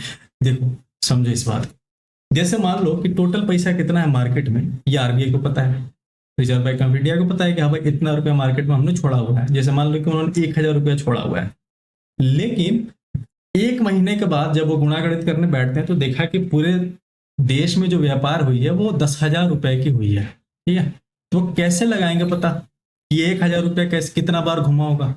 1,000 रुपया 10 बार घुमा होगा तब तो 10,000 रुपये बने होंगे, है ना। तो वेलोसिटी ऑफ मनी यही होती है कि जो रुपया है, जो यूनिट ऑफ करेंसी है, वो कितनी बार घूमा है मार्केट में एक पर्टिकुलर टाइम में, उसी को मापते हैं, उसी को हम वेलोसिटी ऑफ मनी कह देते हैं। अब इसको मापने का एक देखो फॉर्मूला होता है। पहला ये फॉर्मूला होता है कि नॉमिनल जीडीपी को डिवाइड कर दो मनी सप्लाई से। इसको याद रखने का सिंपल तरीका कल मैंने बताया था जब मैं जीडीपी डिफरेटर पढ़ा रहा था, कि नमूने लोग जो है ना वो ऊपर रहने लगे। ठीक है, आज के टाइम में नमूने ही ऊपर हैं, तो नमूने ऊपर कर दिया था हमने, नॉमिनल जीडीपी ऊपर कर दिया था, और रियल लोग नीचे हैं तो रियल जीडीपी को हमने नीचे कर दिया था। ठीक है, तो वैसे ही वेलोसिटी ऑफ मनी को अगर तुम्हें निकालना है ना, मुद्रा की गति पता करनी है, तो उसके लिए तुम्हें क्या करना पड़ेगा? नॉमिनल जीडीपी को ऊपर रख दो और मनी सप्लाई को नीचे कर दो। सिंपल बात। अब इसको निकालने का एक और फॉर्मूला दिया था फिशर ने। किसने दिया था? फिशर ने। ये पूछा है आपसे एग्जाम में। फिशर ने एक फॉर्मूला दिया था और इसका नाम दिया था मुद्रा की मात्रात्मक सिद्धांत। क्या नाम दिया था? मुद्रा की मात्रात्मक सिद्धांत। इसमें इसको करने का उन्होंने फॉर्मूला दिया कि देखो भाई, एक तो ये फॉर्मूला है जिसे तुम मापते, एक मैं भी देता हूं। इसको बोला कि V is equal to P Q by M, या इसको हम ऐसे भी लिख सकते हैं, M V is equal to P T. क्या लिख सकते हैं? M V is equal to P T या M B is equal to P Q. दोनों ही सही है, ये आपसे भी एग्जाम में ये भी क्वेश्चन पूछा हुआ है। फिशर ने ये थ्योरी दी और इसमें कहा कि अगर तुम्हें वेलोसिटी मापनी है, वेलोसिटी पता करनी है, तुम इस मेरा फॉर्मूला लगा करके कर लो, और ये एग्जाम में आपके पूछा हुआ है।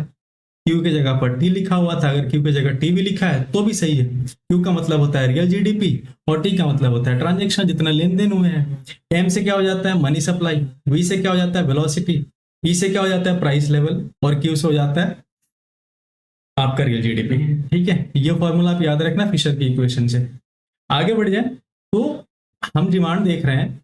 अगर आपको पता करना है कि टोटल डिमांड कितना है, ठीक है, तो कैसे निकालोगे टोटल डिमांड ऑफ मनी? कैसे? हमने देखा ना कि तीन कारण है पैसे रखने के, तो तीन कारण है डिमांड के, यही तीन कारण है ना डिमांड के भी, कि रोज रोज का खर्चा है, प्लस हो सकता है कि भविष्य में कोई जरूरत पड़ जाए, या हो सकता है कोई इमरजेंसी है, यही तीन कारण है। तो यही तीन कारण है डिमांड के भी। इन तीनों को अगर आप ऐड कर लो, किस किस को, ट्रांजेक्शन डिमांड को, स्पेकुलेटिव डिमांड को और प्रिकॉशनरी डिमांड को, अगर इन तीनों को ऐड कर दो तो मिल जाता है आपको क्या, टोटल डिमांड। इतनी बात आ गई समझ में? स्पेकुलेटिव डिमांड में क्या होता है कि आप स्पेकुलेट कर रहे हो कि हो सकता है कि भविष्य में रेट चढ़ जाए या फिर कोई और बात बन जाए, है ना। तो उस वक्त क्या होता है कि पैसा लोग ज्यादा रखते हैं, जैसे रेट ऑफ इंटरेस्ट ज्यादा होता है स्पेकुलेटिव डिमांड ज्यादा बढ़ जाती है। क्यों? क्योंकि ये देखो, रेट ऑफ इंटरेस्ट जैसे घटेगा स्पेकुलेटिव डिमांड क्या हो जाएगी, ज्यादा हो जाएगी। क्यों? क्योंकि लोगों को लगे कि भाई पैसा निकाल के रख लेते हैं, हो सकता है भविष्य में बढ़ जाए, ये भी हो सकता है ना। तो रेट ऑफ इंटरेस्ट जैसे जैसे डाउन होता है स्पेकुलेटिव डिमांड क्या हो जाता है, बढ़ जाता है। अब एक समय के बाद ऐसा हो जाता है, एक चीज यहाँ देख लो, लिक्विडिटी ट्रैप क्या होता है कि रेट ऑफ इंटरेस्ट जब आप घटाते चले जाओ, घटाते चले जाओ, घटाते चले जाओ, एकदम कम कर दोगे, बिल्कुल लो कर दोगे, मान लो ये जीरो के आसपास पहुंच गया। अगर ये जीरो के आसपास पहुंचा तो मैथ्स वाले स्टूडेंट्स को पता होगा कि अगर ये जीरो के आसपास पहुंचा तो ये क्या हो जाएगा, ये इनफाइनाइट हो जाएगा, यानी स्पेकुलेटिव डिमांड लगभग बहुत ज्यादा हो जाएगा कि भाई ऐसे जाओ, बैंक वाले फ्री में पैसा बांट रहे हैं, आप समझ रहे हो कि रेट ऑफ इंटरेस्ट, इंटरेस्ट तो कुछ ले ही नहीं रहे, ऐसे ही पैसा बांट रहे, चलो उठा लेते हैं। क्यों? क्योंकि हो सकता है भविष्य में पैसा बढ़ जाए या रेट बढ़ जाए, तो उठा करके रख लेते हैं। एक समय ऐसा आता है कि जो रेट है बिल्कुल डाउन हो जाता है, डाउन हो जाता है तो स्पेकुलेटिव डिमांड क्या हो जाता है, बिल्कुल इनफाइनाइट हो जाता है, बहुत ज्यादा हाई हो जाता है। ठीक है, बहुत ज्यादा हाई हो जाता है। उस केस में लोग क्या करते हैं कि लोग पैसा जमा करके रखते हैं। देखो यहाँ पर लिखी हुई है वही बात कि लोग जो है प्रीफर करते हैं होल्ड कैश, ठीक है, इंस्टीड ऑफ इन्वेस्टिंग, कि हो सकता है कि भाई भविष्य में पैसा जमा ज्यादा हो जाए, हो सकता है कि इसका भाव बढ़ जाए, स्टॉक में स्टॉक रेट बढ़ जाए, इसलिए लोग पैसा बचा करके रखते हैं। इसी को हम कह देते हैं लिक्विडिटी ट्रैप या तरलता जाल, जिसको कह देते हैं हम। ठीक है, इनफाइनाइटली इलास्टिक कैसे होता है अभी मैं बताऊंगा, आपको समझ नहीं आएगा, हम इसको अलग से पढ़ेंगे, उस समय मैं आपको डिटेल में बताऊंगा इलास्टिसिटी पूरी। ठीक है, आगे बढ़ जाए। अब ये बहुत इंपॉर्टेंट है, बहुत लोगों को समझ ही नहीं आता कि भाई ये एग्रीगेट्स ऑफ मनी क्या होता है। ठीक है, एग्रीगेट्स ऑफ मनी कुछ नहीं है भाई, मनी सप्लाई आपके जितने मार्केट में हो रहा है ना, कितना पैसा घूम रहा है, ठीक है, उसको पता करने का एक तो हमने देख लिया कि क्वांटिटेटिव टूल है, उसमें हमने देखा repo rate, CRR, SLR, reverse repo rate, OMO देखा, कई सारे फैक्टर देखे। एक तरीका ये भी है जो आरबीआई अपनाती है, ठीक है, वो है एग्रीगेट्स ऑफ मनी। ठीक है, जितना भी मनी सप्लाई है मार्केट में, कितना मनी सप्लाई टोटल है, उन सबको कैलकुलेट करना है, तो उसके लिए एक फॉर्मूला है, उसके लिए एक मेथड है, उसको हम कह देते हैं एग्रीगेट ऑफ मनी या मुद्रा के समष्टि मापक, है ना। अब इसके चार पांच फैक्टर्स होते हैं, चार पांच अलग अलग कैटेगरी होती है। क्या क्या होता है देखो, सबसे पहला होता है M0, मॉनेटरी से, एम से क्या होता है मनी, तो एम से मान लो मनी है, इसलिए इसका नाम एम दे दिया गया।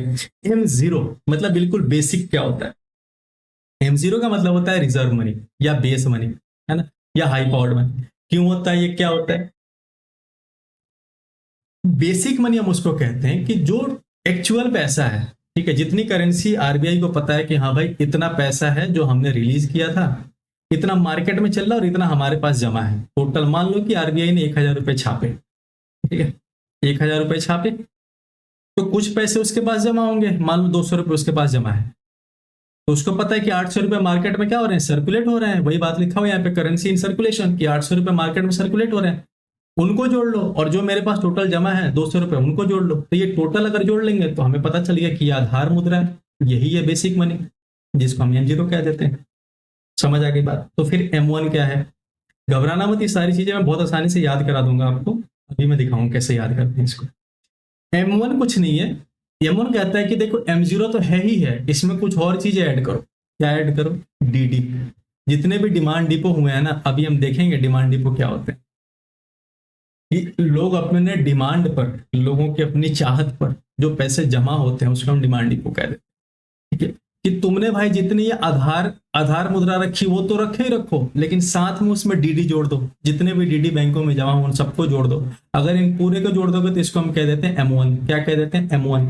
ये मोस्ट लिक्विड होता है। क्या होता है? मोस्ट लिक्विड होता है। मोस्ट लिक्विड बोले तो सबसे तरल। सबसे तरल मतलब इसको खर्चा करना, निकालना बहुत आसान होता है।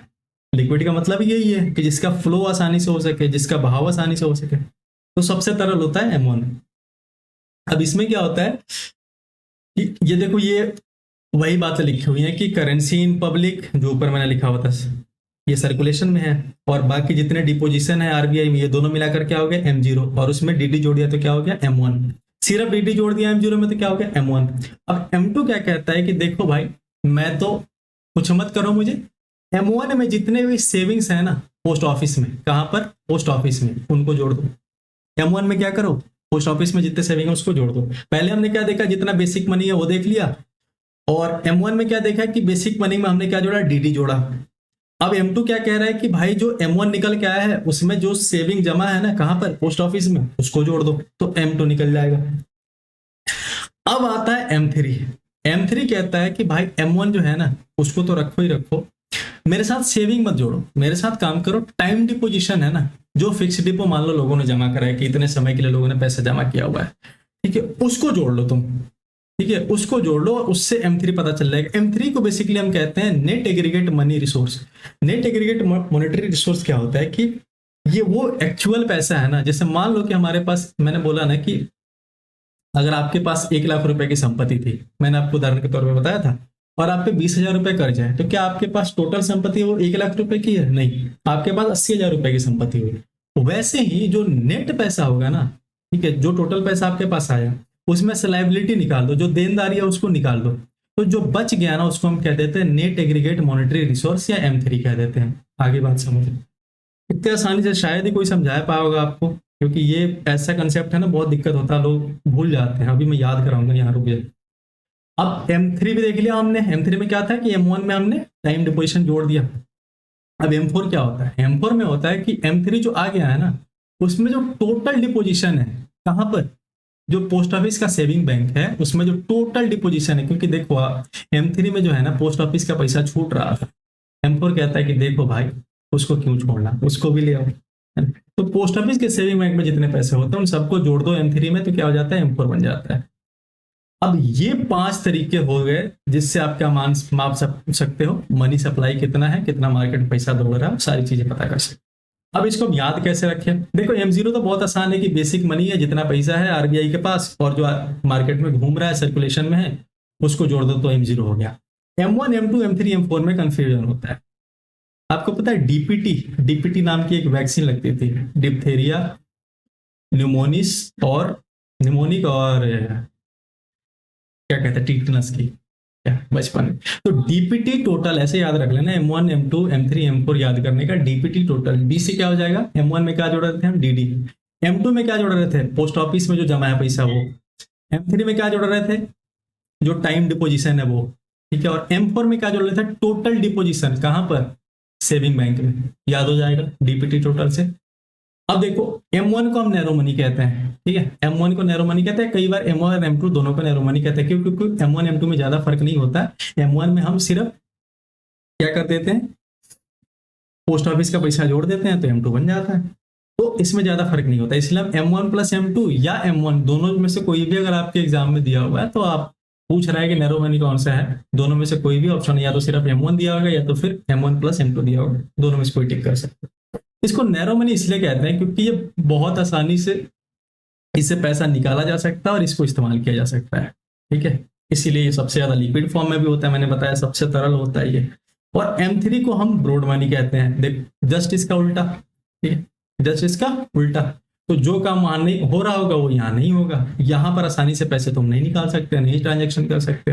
कई बार M3 प्लस M4 भी होता है, क्योंकि M3 और M4 में ज्यादा फर्क नहीं होता है। M1 में तुमने क्या करा था? पोस्ट ऑफिस का पैसा जोड़ा था, वैसे ही M3 में क्या करा था? पोस्ट ऑफिस का पैसा जोड़ दिया तो M4 हो गया। अब देखो,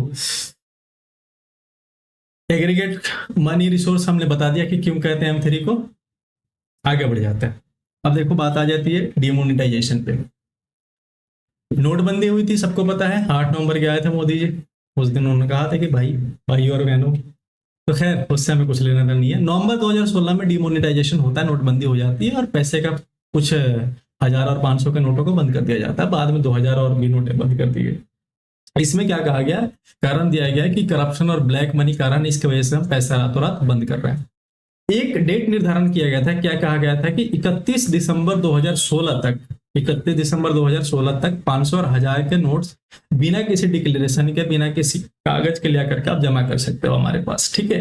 31 दिसंबर तक आपके पास टाइम है। और उसके बाद अगर आपको जमा करना है, यानी 31 मार्च तक आपको जमा करना है, तो उसके लिए आपको डिक्लेरेशन लेना पड़ेगा आरबीआई का। समझ आई बात, ठीक है। बस इतना याद रखना। अब कुछ चीजें मैं आपको बताता हूँ, जैसे डीडी मैंने बताया ना, डीडी क्या है, not a legal tender. DD bank deposit that can be withdrawn by lower any time. ऐसा पैसा जो जो जमा करता है ना, वो कभी भी निकाल सकता है, समझ रहे हो, अपनी मर्जी से। डिमांड डिपो है ना, कि अपनी मर्जी से जमा कर रहा था, अपनी मर्जी से निकाल लेगा। लीगल टेंडर यहाँ लिखा हुआ, लीगल टेंडर का क्या मतलब होता है? देखो बहुत लोगों को कंफ्यूजन होता है कि लीगल टेंडर और फिएट मनी में बहुत लोगों को डाउट आता है। क्या है, समझो बात। देखो फिएट मनी मैंने आपको बताया था कि वो पैसा, वो करेंसी जो सरकार निर्धारित करती है, जिसकी कोई इंट्रिंसिक वैल्यू नहीं होती है, आंतरिक कोई वैल्यू नहीं होती है। दो बातें ही मैंने उसमें बताई थी। जैसे कागज, कागज का जो नोट होता है, अगर मान लो सरकार कल को बंद कर दे कि भाई 500 के नोट नहीं चलेंगे, तो फिएट मनी तो रहेगा ही रहेगा, लेकिन अब वो चलन में नहीं है, तो उससे तुम कुछ नहीं कर सकते हो। लीगल टेंडर के दो केस हैं। लीगल टेंडर के बारे में दो बातें कही जाती है। पहला ये कि सरकार उसको लॉ के द्वारा जारी करे। दूसरा ये कि वो भारत या भारत के टेरिटरी में कहीं पर भी उससे आप लेन देन कर सकते हो, आप व्यापार कर सकते हो। समझ आ गई बात?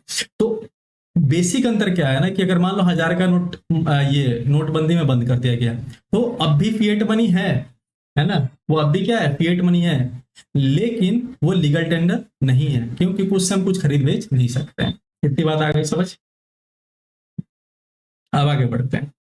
एक और बात कि न्यू एग्रीगेट क्या है, इससे क्वेश्चन पूछा 2024 में। न्यू एग्रीगेट क्या है? जैसे हमने मॉनेटरी एग्रीगेट तो देख लिया, लेकिन 1998 में क्या हुआ ना, वाईबी रेड्डी नाम के एक शख्स थे, ठीक है, वाईबी रेड्डी नाम के एक शख्स थे। आरबीआई ने कहा कि भाई हमारे को ना नए तरीके से मनी सप्लाई के बारे में पता करना है, तो नई एग्रीगेट्स पता कराओ, ठीक है। तो इन्होंने क्या करा कि भाई देखो M0 M1 M2 M3 M4 तो चल ही रहा है, तो हम नया सिस्टम बना लेते हैं। उन्होंने कहा कि NM1 NM2 NM3 NM4 ऐसे करके बना दिया। ये क्वेश्चन आपसे पूछा गया, ये रिकमेंडेशन किसका था? वाईबी रेड्डी का था। कब किया था उन्होंने? 1998 में किया था। समझ आ गई बात? यह हो जाता है आपका एक चैप्टर खत्म। अब हम दूसरे चैप्टर पे आते हैं, बजट एंड टैक्सेशन, ठीक है। अभी तक कोई डाउट हो तो आप मुझे बता देना कमेंट सेक्शन में, मैं अगले लेक्चर में उसको रिपीट कर दूंगा अगर कुछ समझ में ना आई हो तो। बजट एंड टैक्सेशन में हम देखते हैं क्या होता है। देखो कुछ बेसिक बातें जान लो। पहला ये कि आपके संविधान में कहीं पर भी बजट शब्द का इस्तेमाल नहीं किया गया है। क्या किया गया है? अनुच्छेद 112 यानी आर्टिकल 112 में एक लाइन लिखी गई है। क्या लिखा गया है? एनुअल फाइनेंशियल स्टेटमेंट, या हिंदी में इसकी बात करें तो वार्षिक वित्तीय विवरण, ठीक है। कि एक साल का, एक वित्तीय वर्ष का, जिस कब से कब तक होता है, 1 अप्रैल से लेकर 31 मार्च तक का। तो 1 अप्रैल से लेकर 31 मार्च तक का जो भी वित्तीय लेखा जोखा है, उन सबको कागज में पिरो करके, एक डॉक्यूमेंट में पिरो करके जो परोसा जाता है, उसको हम कह देते हैं एनुअल फाइनेंशियल स्टेटमेंट। ये संविधान के हिसाब से। और हमारे हिसाब से क्या कहते हैं, संसद के हिसाब से क्या कहते हैं, उसको हम बजट कह देते हैं। समझ आ गई बात? अब इसको पेश करने के लिए ना, हालांकि ये बातें तो हमें पॉलिटी में पढ़नी है, बट मैं फिर भी बता देता हूँ। इसको जब पेश करना होता है ना, तो फाइनेंस मिनिस्टर जो है हमारी, उनको पहले राष्ट्रपति जी से क्या लेना पड़ता है, रजामंदी लेनी पड़ती है कि भाई साहब या मैडम हमारे को अब पेश करना है, आप हमें रजामंदी दीजिए। तो वो जब रजामंदी देती है तब ये पेश होता है, ठीक है। किसके द्वारा पेश होता है? वित्त मंत्री के द्वारा पेश होता है इन पार्लियामेंट। इतनी बात आ गई समझ? पहले क्या होता था ना, फरवरी के लास्ट वीक में बजट हमारा पेश होता था, लेकिन तकरीबन 2017 से शायद, है ना, ये जो है बजट 1 फरवरी को पेश हुआ, ठीक है, 1 फरवरी को पेश होने लगा। और बजट को दो चरणों में पेश किया जा रहा है, एक तो जनवरी फरवरी में और दूसरा मार्च अप्रैल में। ठीक है, जो भी चीजें बच जाती हैं, जो भी अमेंडमेंट्स या डिस्कशन चलते हैं, उसके हिसाब से कुछ चीजें और ऐड कर दी जाती है या फिर मैनेज किया जाता है, मार्च अप्रैल में वापिस से उसको लागू किया जाता है। ठीक है ना, इसको हम पॉलिटी में देखेंगे बहुत डिटेल में, आप घबराओ मत। अब देखो, गुड्स दो तरह के होते हैं, सामान वस्तुएं दो तरह की होती हैं। पहला पब्लिक गुड्स और प्राइवेट गुड्स। क्या होते हैं, शब्द से ही पता है। पब्लिक गुड्स यानी सरकार की चीजें होंगी, सार्वजनिक चीजें होंगी, जैसे सार्वजनिक शौचालय, है ना, चापाकल, स्ट्रीट लाइट, ये सब। प्राइवेट गुड्स क्या हो गए, निजी वस्तु, किसी अपने किसी का अपना हो। अब पब्लिक गुड्स के बारे में तीन बातें ध्यान रखना, क्योंकि ये भी आपसे एग्जाम में पूछा गया है। और ये जो तीन बातें आपको बताऊंगा ना, बस इसका उल्टा याद रखना, किसके बारे में, प्राइवेट गुड्स या निजी वस्तुओं के बारे में। पब्लिक गुड्स क्या कहते हैं ना, यहाँ ऐसे लगा लो, पब्लिक गुड नहीं है भाई, पब्लिक गुड्स है। पब्लिक गुड्स में क्या होता है, पहली बात कि ये सबके लिए अवेलेबल है, सबके लिए उपलब्ध है, समझ आ गई। दूसरी बात कि ये नॉन राइवलरस है, या हिंदी में कहें तो अप्रतिस्पर्धी है। ठीक है, जैसे कि अगर कोई और इस्तेमाल कर लेगा ना, तो ऐसा नहीं है कि आपके हिस्से का खत्म हो जाएगा। समझ आ रही बात। जैसे स्ट्रीट लाइट जल रही है, वो आपके लिए भी जल रही है, जो रास्ते से चल रहा है उसके लिए भी जल रही है, सबको बराबर ही रोशनी मिल रही है। या जो हवा में ऑक्सीजन है, वो चाहे आप ले लो सांस या कोई और ले ले, वो सबके लिए बराबर ही है। तीसरी बात ये कि ये नॉन एक्सक्लूडेबल होता है। क्या होता है, नॉन एक्सक्लूडेबल, हिंदी में बोले तो गैर बहिष्करणीय, जिसका उपयोग सभी कर सकते हैं, किसी को रोका नहीं जा सकता। जैसे सार्वजनिक शौचालय, ठीक है, जिसमें कोई भी जा सकता है, छोटा हो बड़ा हो गरीब हो अमीर हो, कोई भी है, वो सबके लिए है। तो पब्लिक गुड्स के बारे में हमें तीन बातें याद रखनी है। पहला कि सबके लिए अवेलेबल होता है, दूसरा कि अप्रतिस्पर्धी होता है, कि किसी एक के इस्तेमाल करने से किसी और को फर्क नहीं पड़ेगा, तीसरा कि सब इसको इस्तेमाल कर सकते हैं। अब देखो, एक बात और याद रखना कि फ्री राइडर्स क्या होते हैं, मुफ्तखोर। तुम्हें तो पता ही होगा, मोदी जी 25-25 बांट रहे हैं, केजरीवाल भी बांट रहे हैं, राहुल गांधी बांट रहे हैं। तो खैर, मुफ्तखोर क्या होते हैं या फ्री राइडर्स क्या होते हैं, देखो हिंदी में तो खैर समझ आ जाता है, अंग्रेजी में समझ नहीं आता लोगों को, अंग्रेजी वाले थोड़े से हैं। When a person not paying anything for public goods, मुफ्तखोर मतलब समझ ही रहे हो कि फ्री का माल जो खाया जा रहा है, सार्वजनिक जो सामान है फ्री में खाया जा रहा है, उसका कोई पैसा नहीं दे रहा है, उसको हम कह देते हैं फ्री राइडर्स, मुफ्त हो जाएगा। अब यहाँ से असली खेल शुरू होता है। गवर्नमेंट बजट, गवर्नमेंट बजट क्या होता है, कितने तरह का होता है। देखो, सरकार जो बजट पेश करती है ना, वो उसको दो बराबर हिस्सों में बांट दो। पहला रेवेन्यू बजट और दूसरा होता है कैपिटल बजट। क्या होता है, रेवेन्यू बजट और कैपिटल बजट, समझो आप। रेवेन्यू और कैपिटल क्या होता है, देखो रेवेन्यू होता है ना जिसमें क्या कहते हैं, दिनचर्या की चीजें चल रही हैं, ठीक है, आए दिन सारी चीजें चल रही हैं, कि रोज के बारे में सोचना है, रोज का खर्चा पानी क्या है, रोज का आय क्या है, रोज का देय क्या है, वो सारी चीजें हैं। ठीक है। कैपिटल बजट में क्या होता है, कैपिटल बजट में होता है कि लंबे समय के लिए जब कोई इन्वेस्टमेंट कर रहे हो ना आप, जैसे कोई हॉस्पिटल बनवा रहे हो, कोई एक्सप्रेस वे लाइन बनवा रहे हो, ठीक है, कोई कॉलेज बनवा रहे हो, एयरपोर्ट बनवा रहे हो, कोई बड़ा इन्वेस्टमेंट कर रहे हो लंबे समय के लिए कर, तो वो सारे कैपिटल्स में आ जाते हैं हमारे। कोई मशीन बना रहे हो, कोई फैक्ट्री बना रही, सब। अब देखो, इन दोनों को ना दो दो कैटेगरी में बांटा गया। देखो रेवेन्यू बजट में क्या होगा, ऑब्वियसली बात है, बजट है तो उसमें दो चीजें आएंगी, एक तो कितना खर्चा हो रहा है और दूसरा कितना कमाई हो रहा है। तो रेवेन्यू बजट भी दो तरह का होता है, कि रोज का खर्चा कितना है और रोज का आय कितना है, वो देख लेते हैं। और कैपिटल बजट में क्या आता है कि हमारा मोटा जो खर्चा है वो कितना है और मोटा जो आय है वो कितना है, वो देख लेते हैं। एक एक करके अभी हम इसको डिटेल में पढ़ेंगे। देखो, रेवेन्यू रिसिप्ट, रेवेन्यू बजट को हमने दो भाग में बांटा, रेवेन्यू रिसिप्ट और रेवेन्यू एक्सपेंडिचर। तो हम पहले रेवेन्यू रिसिप्ट और रेवेन्यू एक्सपेंडिचर खत्म करेंगे। यहां से देखो, रेवेन्यू रिसिप्ट या राजस्व प्राप्ति, मैंने बोला ना कि आए दिन या नॉर्मली जो भी तुम्हें दिखता है वही है, जो तुम्हें डेली लाइफ में मिल रहा है, जो तुम्हारी डेली लाइफ से रिलेटेड है, वो सारे रेवेन्यू में आ जाते हैं। जैसे income received by government that do not create any liability and do not reduce government asset. अब जो रोज कमा रहा है इससे क्या है, तुम बना लोगे, है ना, कहते हैं ना, वैसा मत समझना कि भारत सरकार की कमाई रोज की 500 रुपए की है ना, बहुत ज्यादा है, पर हाँ खर्चा भी उतना ज्यादा है।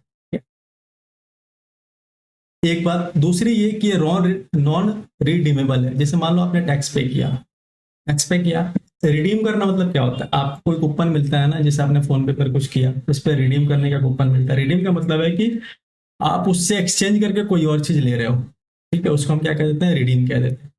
तो जो आप ये दे रहे हो ना, जो आप रिसिप्ट में दे रहे हो, गवर्नमेंट को पैसा दे रहे हो टैक्स के रूप में या किसी और चीज के रूप में, इससे आप रिडीम करके कुछ और नहीं ले सकते, वो गवर्नमेंट को डायरेक्ट जा रहा है ना।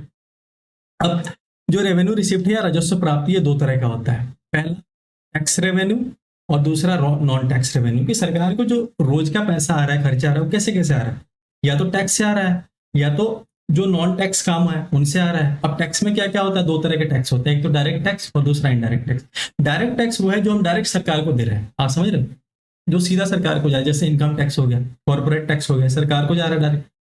और इनडायरेक्ट टैक्स क्या होता है, ये तो डायरेक्ट आपसे कई बार एग्जाम में पूछा गया है कि जीएसटी डायरेक्ट टैक्स है कि इनडायरेक्ट टैक्स, कि वैसा टैक्स जो आप डायरेक्ट सरकार को तो नहीं दे रहे हो, किसी और के माध्यम से सरकार को दे रहे हो, समझ रही बात, उसको हम इनडायरेक्ट टैक्स कह देते हैं या अप्रत्यक्ष कह देते हैं, है ना।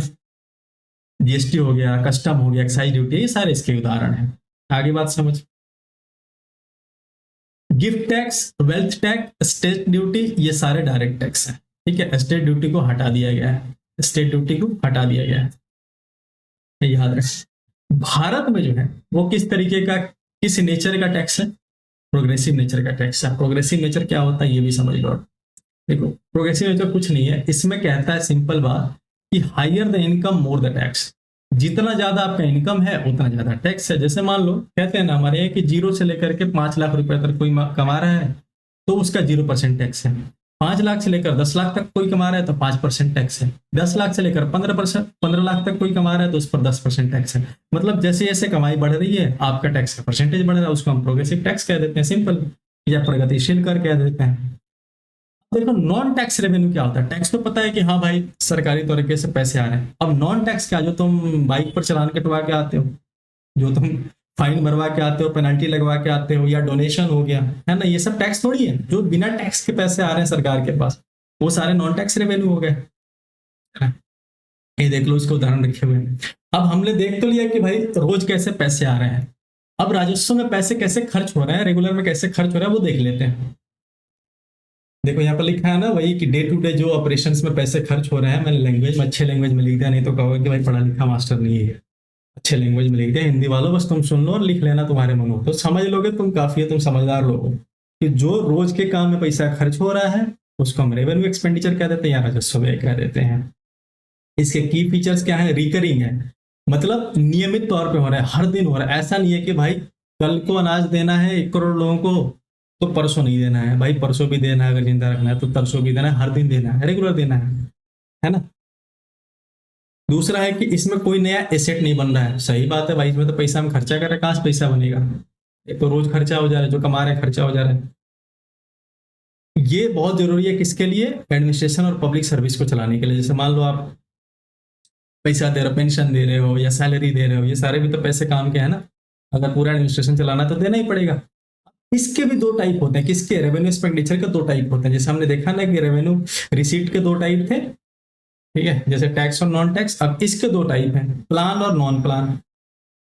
प्लान बोले तो योजनागत राजस्व व्यय, हिंदी में भी मैंने बहुत अच्छे से लिखा है कि वैसा रोज का खर्चा जो कि प्लान से हो रहा है, हमारे प्लान से हो रहा है, ऑलरेडी प्लान था कि हाँ भाई बजट में 1 साल में जब हमने प्लान किया था ना उसमें बोल दिया था कि भाई रोज ये खर्चा होगा 1 साल का, है ना, या आए दिन ये खर्चा होगा। जैसे सैलरी, ठीक है, सैलरी वो तो साल भर देना पड़ेगा तुम्हें, जो स्टेट को पैसे दिए जा रहे हैं वो भी देना पड़ेगा, वेलफेयर वेलफेयर प्रोग्राम जैसे लोक कल्याण पर जो पैसे खर्च हो रहे हैं वो भी देना पड़ेगा।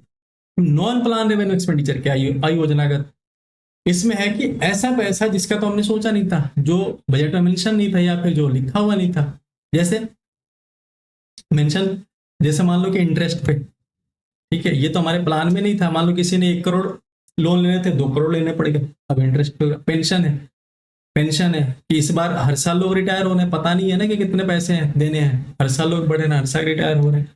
डिफेंस का एक्सपेंडिचर है, डिफेंस का एक्सपेंडिचर है। सब्सिडी हो गया कि गवर्नमेंट मान लो मूड बनेगा उसका, क्या रे भाई अब मैं नहीं देख सकता तुम्हें तकलीफ में, ये लो सब्सिडी दे दिया, रातों रात कह दिया कि चलो भाई तुम्हारे गैस पर 400 रुपये मैं फ्री कर दूंगा, है ना। तो ऐसी चीज है, ये सारे नॉन प्लान। अब कैपिटल रिसिप्ट में क्या आता है, पूंजीगत प्राप्ति क्या होती है। पूंजीगत प्राप्ति ये होती है कि मोटे पैसे कैसे आ रहे हैं, ठीक है, मोटे पैसे कैसे आ रहे हैं, जो जैसे government receive that either create liability और रिड्यूस एन एसेट, जिससे क्या आ रहा है कि अब मान लो कैपिटल, मैंने बोला ना कि कैपिटल में क्या होता है, मोटा पैसा मोटा खर्चा होता है। अब मोटा खर्चा के लिए तुम्हें मोटा पैसा चाहिए। अब मोटा पैसा कैसे आएगा, टैक्स वगैरह से तो जो पैसा आ रहा हो तो तुम डेली खर्चा कर दे रहे हो। जब तुम पैसा या तो लाइबल कर रहे हो, मतलब कहीं से बोरो कर रहे हो, किसी से ले रहे हो, ठीक है। दूसरा कि तुम्हारे पास जो संपत्ति बची हुई है उसको बेच रहे हो, ये भी तो कारण हो सकता है, ठीक है। तो वहां से क्या होता है, तुम्हें पूंजीगत की प्राप्ति हो जाती है, कैपिटल रिसीव्ड होता है। ये नॉन रिकरिंग होता है, मतलब हमेशा नहीं होता है, कि जरूरत पड़ी तो करते हैं ये, ठीक है। यूज फॉर इन्वेस्ट और रिपे, या तो इन्वेस्टमेंट के लिए जैसे हॉस्पिटल बनवाना है, या फिर लोन पे करने हैं, तो उसके लिए सारी चीजें करी जाती हैं कि भाई चलो अभी पैसा दे दो, मैं मेरे पास होगा तो मैं फिर दे दूंगा, ठीक है। और कैपिटल बजट में भी पैसा लगता है, बहुत ज्यादा पैसा लगता है। जैसे मान लो कोई फैक्ट्री बनानी है, या कोई रास्ता बनाना है कन्याकुमारी से कश्मीर तक, है ना, तो पैसा तो लगेगा ही भाई। अब पैसा आएगा कहाँ से, वो लेना ही पड़ेगा। बन जाएगा तो रुपए कमा के वापस दे देंगे वो। इसमें क्या होता है ना कि लाइबिलिटी बढ़ जाती है। ऑब्वियसली बात है कि कर्जा बढ़ेगा भाई, जब आप ले रहे हो तो कर्जा बढ़ेगा ही।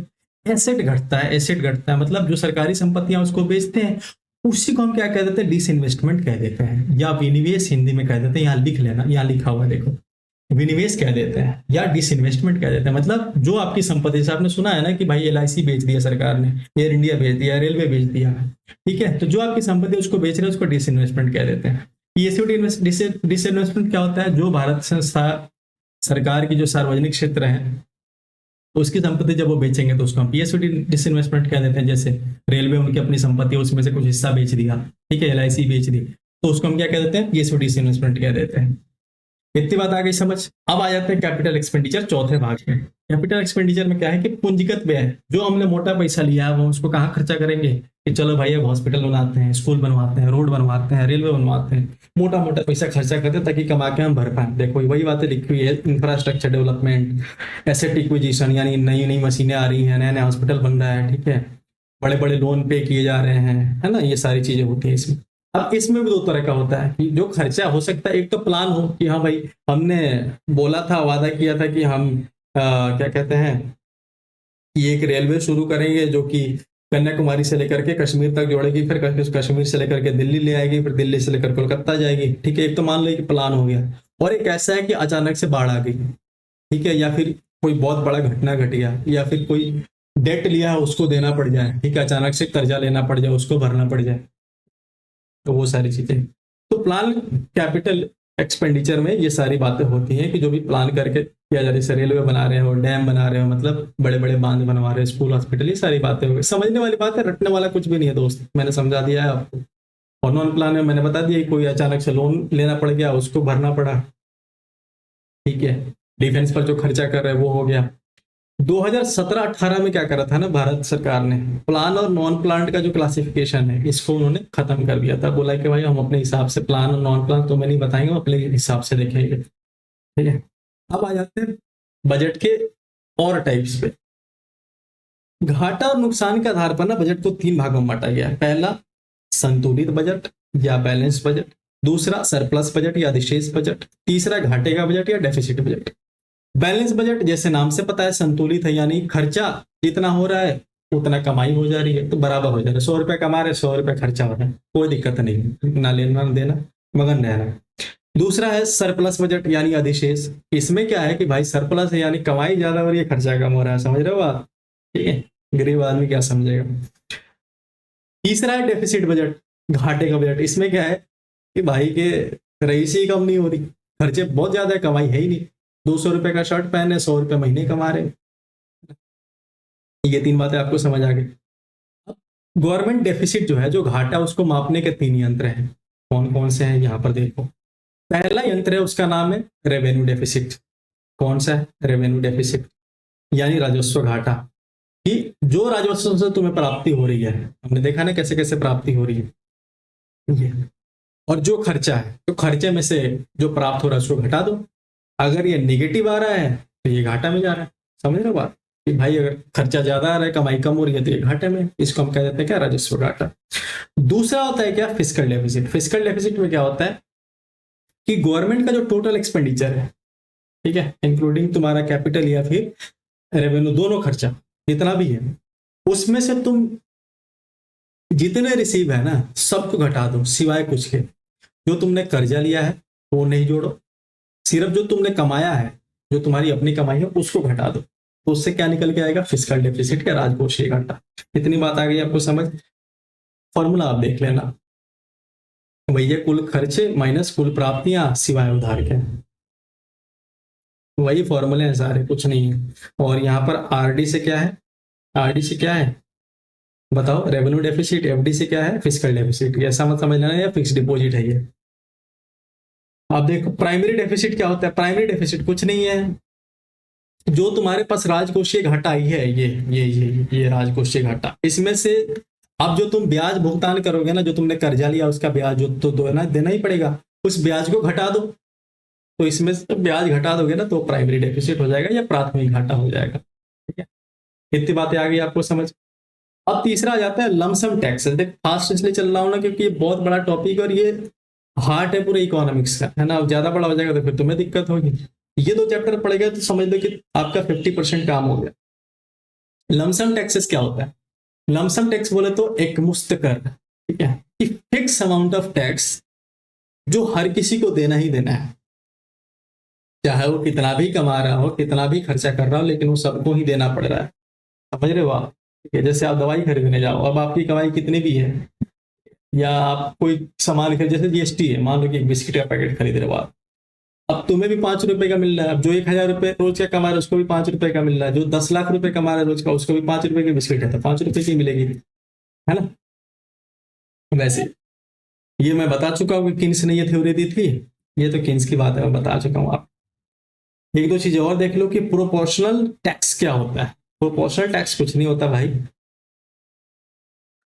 ये वो होता है कि इनकम लेवल कुछ भी हो, चाहे तुम 1 लाख कमा रहे हो, 10 लाख कमा रहे हो, 5 लाख कमा रहे हो, 3 लाख कमा रहे हो, सबको बराबर ही टैक्स देना है। जैसे इसका सबसे बढ़िया उदाहरण है जीएसटी। तुम्हें अगर मान लो एक चाय की पैकेट लेनी है, ठीक है, अगर चाय की पैकेट पे 18% जीएसटी लग रहा है, तो अगर तुम 1 लाख कमा रहे हो तो भी तुम्हें उतना ही देना है, अगर मैं 5 शेयर कमा रहा हूं तो भी मुझे उतना ही देना है। तो प्रोपोर्शनल टैक्स का मतलब है कि भाई तुम सब बराबर हो मेरे लिए, ठीक है, चाहे तुम कितना भी कमाओ तुम्हें टैक्स बराबर ही देना पड़ेगा। इसीलिए इसको हम कह देते हैं क्या? Automatic stabiliser. ऑटोमेटिक स्टेबलाइजर की ऑटोमेटिक सेट कर देता है मामला, कोई भी कितना भी लेवल पर है सबको बराबर कर देता है। ट्रांसफर्स क्या होते हैं? देखो ट्रांसफर्स ये टर्म है, समझ लो। ट्रांसफर का मतलब होता है हस्तांतरण, हिंदी।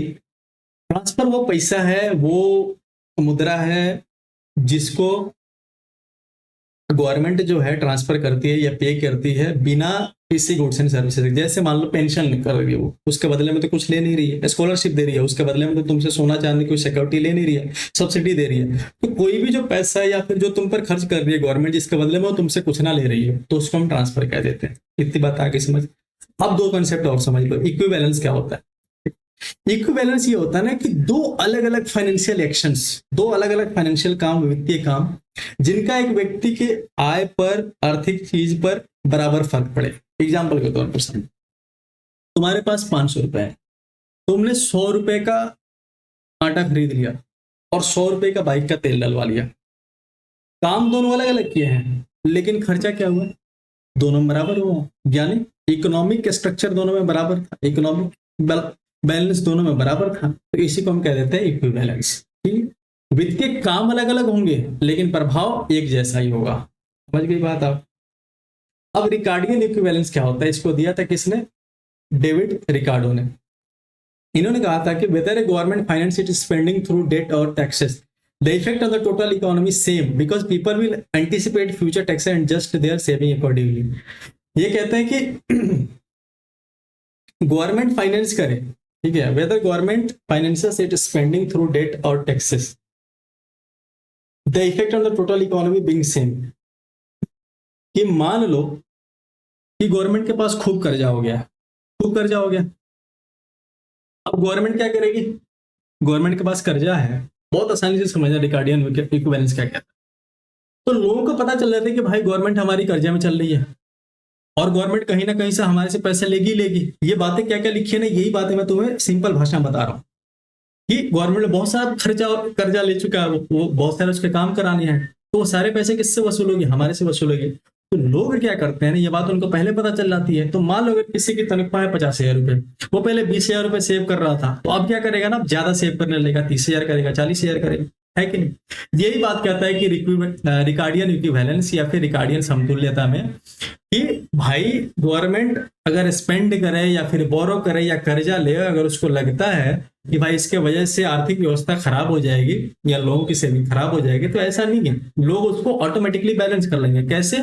वो उतना पैसा सेव कर लेते हैं, उनको पता लग गया कि भाई हमें सेव करना पड़ेगा क्योंकि सरकार हमसे पैसा वसूलेगी, है कि नहीं? इतनी बात आगे समझ। अब देखते हैं पिगोबियन टैक्स क्या है, पिगोबियन कर क्या है। पिगोबियन क्या है? कुछ नहीं है, जो भी नेगेटिव एक्सटर्नलिटीज है, मतलब जैसे मान लो कोई कंपनी है, अब वो पॉल्यूशन फैला रही है, ठीक है, उससे प्रदूषण निकल रहे हैं या जहरीले पदार्थ निकल रहे हैं या कोई और गलत चीजें निकल रही है, निगेटिव चीजें निकल रही है, निगेटिव काम कर रहे हैं वो लोग, तो उस निगेटिविटी के लिए जो उस पर कर लगाया जा रहा है, जो उस पर टैक्स लगाया जा रहा है, उसको पिगोबियन टैक्स कह देते हैं। बात आ गई समझ आपको? पिगोबियन टैक्स। आगे बढ़ जाए। जीएसटी क्या है? गुड्स एंड सर्विसेज टैक्स क्या है? ये तो आपका फेवरेट होगा, दे ही रहे हो। जीएसटी कुछ नहीं है, इसके बारे में हम ज्यादा नहीं पढ़ेंगे। तीन बातें याद रखना, कॉम्प्रीहेंसिव, कॉम्प्रीहेंसिव, मल्टी स्टेज और डेस्टिनेशन बेस्ड। हिंदी वालों डरना नहीं है दोस्त, तुम्हारा भाई यहाँ पर है तुम्हें समझाने के लिए। कॉम्प्रीहेंसिव का मतलब कुछ नहीं है, याद है, याद है। आ गया भाई, जस्ट सेकंड। हाँ याद है, कॉम्प्रीहेंसिव का मतलब व्यापक। क्यों है व्यापक? क्योंकि पहले तो एक बात बता, जीएसटी क्या है? इनडायरेक्ट टैक्स है, अप्रत्यक्ष कर है। तो पहले है ना, जीएसटी से पहले, जीएसटी कब आया है? 2017 में, है ना? जीएसटी कब आया? 2017 में। एक चीज और याद रखना है कि जीएसटी को जब पार्लियामेंट में, संसद में पेश किया गया था, तो 122वां संविधान बिल, ठीक है, बिल के तहत इसको पेश किया गया था, और 101 अमेंडमेंट एक्ट, ठीक है, एक्ट के तहत इसको पारित किया गया था। तो कब हुआ था ये? 2017 में। तो 2017 से पहले क्या था ना कि एक्साइज ड्यूटी लगता था, सर्विस टैक्स लगता था, वैल्यू एडेड टैक्स लगता था, ये सारे के सारे जो है ना इनडायरेक्ट टैक्स हैं, ये सारे के सारे अप्रत्यक्ष कर हैं। सरकार ने क्या करा कि इन सबको जोड़ जाड़ के एक कॉमन टैक्स बना दिया, जिसको हमने कह दिया गुड्स एंड सर्विस टैक्स, यानी जीएसटी, है ना?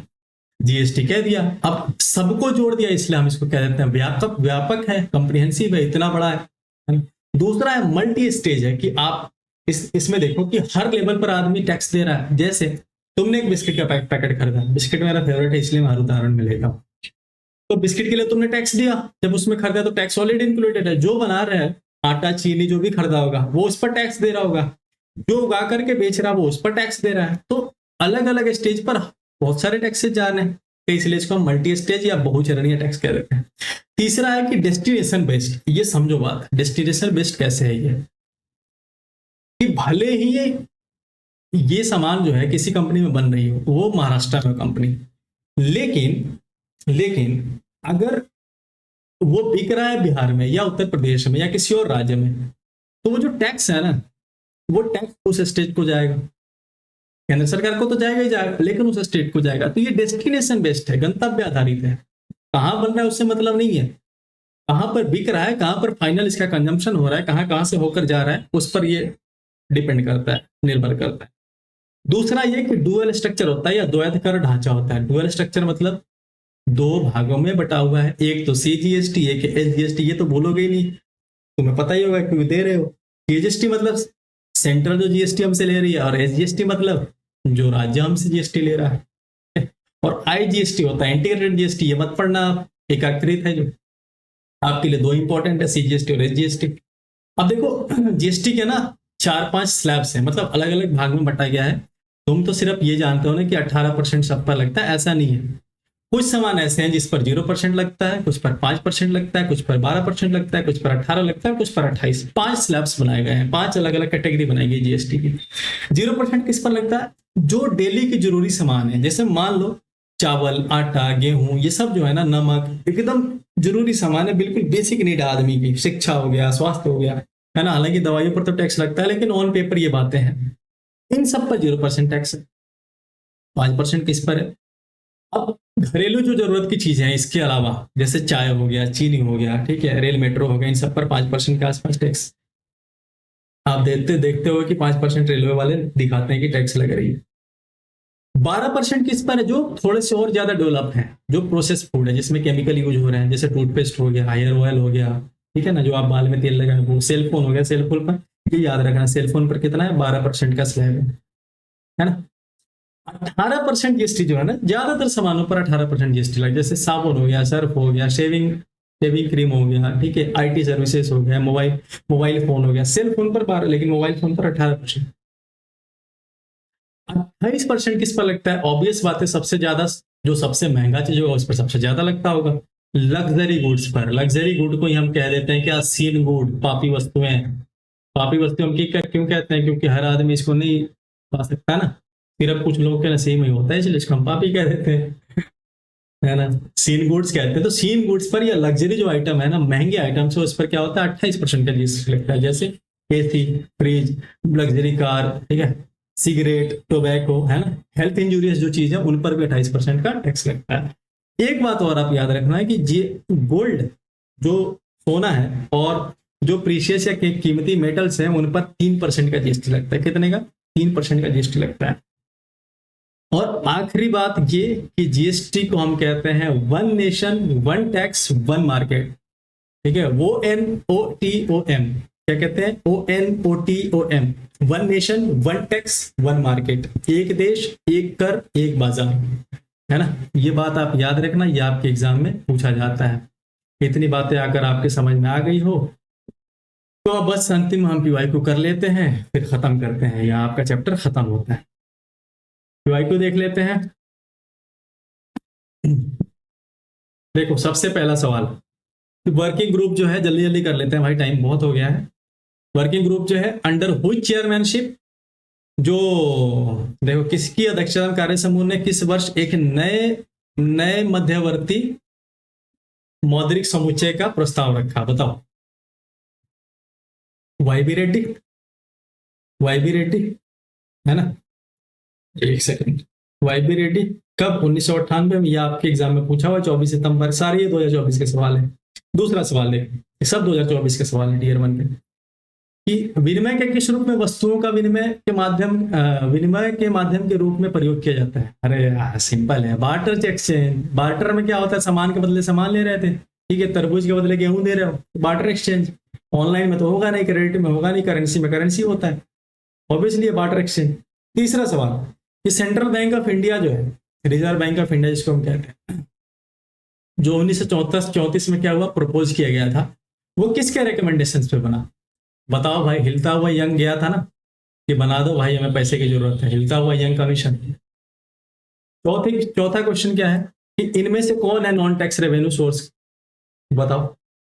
Non tax revenue source, non tax revenue source, corporate income tax, fees and fines, personal income tax. Obviously है भाई, फीस एंड फाइन, है ना। इस पर क्या है, ये टैक्स से थोड़ी पैसा आ रहा है, ठीक है। अब देखो, मनी सप्लाई क्या है? मनी सप्लाई क्या है? फ्लो है, स्टॉक है, मेजरेबल है, नॉन मेजरेबल है। ये बहुत अच्छा सवाल है, बहुत लोग फंसे इसमें। मनी सप्लाई जो है एक भंडार अवधारणा है। कैसे भंडार अवधारणा? देखो, एक फिक्स है भाई, फिक्स है। एक पॉइंट ऑफ टाइम पर, जैसे मान लो कि आज मार्केट में कितना पैसा है टोटल, उसी को तो हम मनी सप्लाई कहते हैं ना। और ये किसको पता है? आरबीआई को पता है, रिजर्व बैंक ऑफ इंडिया को पता है, कि एक फिक्स अमाउंट ऑफ पैसा है, वही मार्केट में चल रहा है आज के टाइम पर।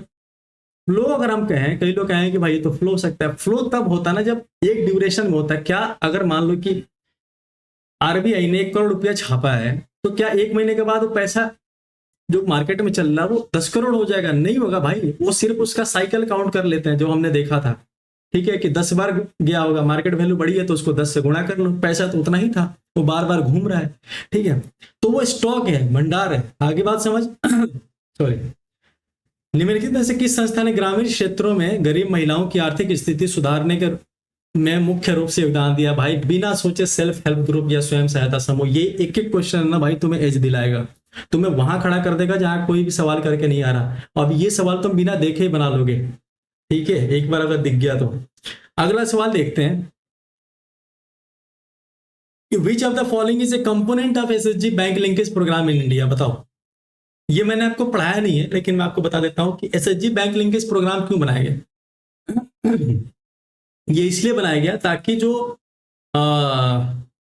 Non governmental organisation providing capacity building training, तो नहीं भाई, ये तो होगा ही नहीं, गलत बात है।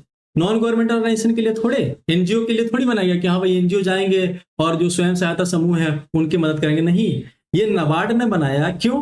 ताकि जो स्वयं सहायता समूह है उनको जो है, ये देखो सी ऑप्शन पढ़ो, यही तो है, ये हमने देखा है यार, मैं फालतू कह रहा हूँ कि हमने नहीं देखा, देखा है कि वो बैंकों से जाकर के कनेक्ट हो जाए। मैं समझाया है मैंने आपको कि इनका तो बैंक से डायरेक्ट कोई लेना था नहीं, और करोड़ों की संख्या में अभी अभी के टाइम पर ऐसे चीज स्वयं सहायता समूह, तो उनको बैंकों से कैसे कनेक्ट किया जाए, इसके लिए नाबार्ड ने ये इनिशिएटिव लिया था। क्या? SHG bank linkage programme. भाई ये सवाल फंसेंगे, मैं बता रहा हूँ कि इससे बाहर क्वेश्चंस नहीं आएगा, और यही सवाल लोग छोड़ के आ रहे हैं।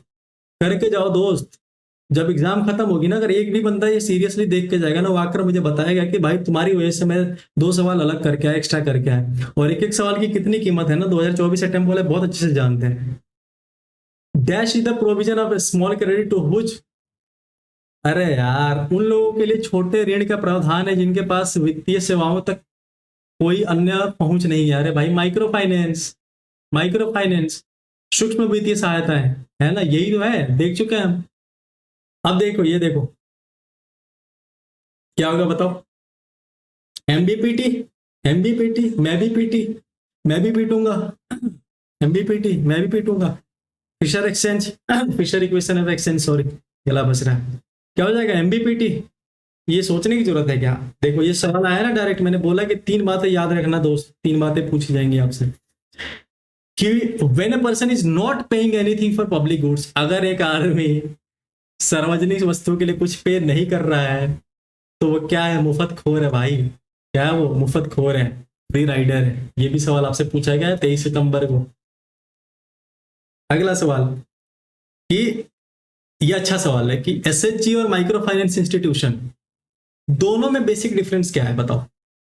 ठीक है, देखते हैं ऑप्शंस में क्या है कि स्वयं सहायता समूह केवल ऋण उपलब्ध कराते हैं, जबकि लघु वित्त संस्थान उनके प्रकार के वित्तीय से अनेक प्रकार के वित्तीय सेवा उपलब्ध कराते हैं। ऐसा नहीं है भाई, स्वयं सहायता समूह सिर्फ क्रेडिट थोड़ी करते हैं, लोगों की सहायता भी करते हैं, पैसा देते हैं और उससे पैसा बनाते भी हैं। क्या स्वयं सहायता समूह जो है सरकार के सब्सिडी पर निर्भर है? बिल्कुल नहीं भाई, ये भी गलत है, ये भी गलत है, इसको भी काटो, ये भी काटो, ये भी काटो, ये और भी दोनों काटो। तीसरा देख लेते हैं, क्या स्वयं सहायता समूह आमतौर पर छोटे समुदाय आधारित संगठन होते हैं, जबकि लघु वित्त संगठन बड़े और अधिक औपचारिक होते हैं? हाँ, कह सकते हैं। इस जो स्वयं सहायता ग्रुप है इसमें 10 से 20 महिलाएं काम करती है, माइक्रो फाइनेंस में भी कम लोग ही काम करते हैं, लेकिन कंपेरेटिवली जो है स्वयं सहायता ग्रुप से ज्यादा करते हैं। ये भी एक तरह का माइक्रो फाइनेंशियल इंस्टीट्यूट है ना, लेकिन अन्य जो सूक्ष्म ये वित्तीय संस्थाएं हैं ना, उसमें ज्यादा लोग भी काम करते हैं। ऐसा नहीं है कि सिर्फ 10 से 20 लोग ही काम करते हैं, ये सही हो सकता है। आखिरी ऑप्शन भी देख सकते हैं कि SHG are non profit organisation, नहीं ये भी गलत है यार, प्रॉफिट बनाते हैं ना यार, हमारी जो घर की औरतें वो तो पैसा बना लेती हैं, तभी तो हम देख रहे थे ना कि घर की जो इनकम है, आय है, वो अच्छी हो जाती है, कई सारी चीजें महिला सशक्तिकरण हो जाता है, उनकी अपने पर निर्भरता अच्छी हो जाती है। अरे यार ये सारे सवाल तुम हवा कर दोगे दोस्त। विच of the following is an example of capital receipt, बताओ बताओ कौन सा है? Taxes on income. चलो ये मैं तुम पर छोड़ रहा हूँ, तुमने वीडियो देखा है तो क्योंकि मुझे भी पता चले कि तुम पूरा वीडियो देख रहे हो कि नहीं देख रहे हो, इसका आंसर मुझे वीडियो देख करके बताना कि इसका आंसर क्या होगा। लास्ट आंसर देखते हैं कि विच of the following situation does government run a deficit budget. अरे यार, कि घाटे का बजट का मतलब क्या है कि भाई खा ज्यादा रहे हैं और कमाई कम, आमदनी 4 आना और खर्चा 12, तो कमा कम रहे हैं और खर्चा ज्यादा हो रहा है। जैसे देखो पहला क्या है कि जब सरकारी व्यय राजस्व के बराबर हो, गलत बात, जब सरकारी व्यय राजस्व से अधिक हो जाता है, ये हो सकता है ऑप्शन कि एक्सपेंडिचर ज्यादा हो जाए, किससे? रेवेन्यू से। बाकी तो ऑप्शन काट ही दो, तुम पढ़ लेना। सो आज के लिए हम इतना रखते हैं, होप कि आपको वीडियो पसंद है, और अभी तक आपने जो कर लिया ना ये 3 वीडियो, तो आप मान लो कि इकोनॉमिक्स का आपके तकरीबन 75-80% खत्म हो गया है। ठीक है, और इसको आपने अच्छे से कर लिया ना, दोबारा कहीं से कुछ भी पढ़ने की जरूरत नहीं है।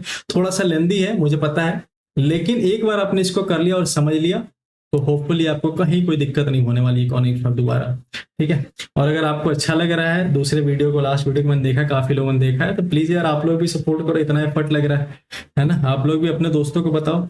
यकीन मानो जब एग्जाम खत्म होगा ना दोस्त, एक भी बच्चा अगर सीरियसली देख के जा रहा है ना, आकर के बोलेगा, और मैं पूरा खत्म करूंगा, पूरा जीके खत्म करूंगा ऐसे ही, ठीक है। बाकी आप लोगों की तरफ से कोई सुझाव हो तो आप मुझे बताओ, देख रहे हो इतने सारे लोग तो अच्छा लगे तो सब्सक्राइब कर लेना, ठीक है। और अपने दोस्तों को बोलना यार कि देखिए अगर सच में ये जो चाहते हैं ना, क्योंकि 2024 का एक वार्निंग था, ठीक है, कि अब भाई बात नहीं बनने वाली, जीके ही बनाएगा, और जीके में भी 15-16 सवाल से बात नहीं बनने वाली, ठीक है। चलो मिलते हैं फिर अगली क्लास में, तब तक के लिए ध्यान रखो और बाय बाय, जय हिंद।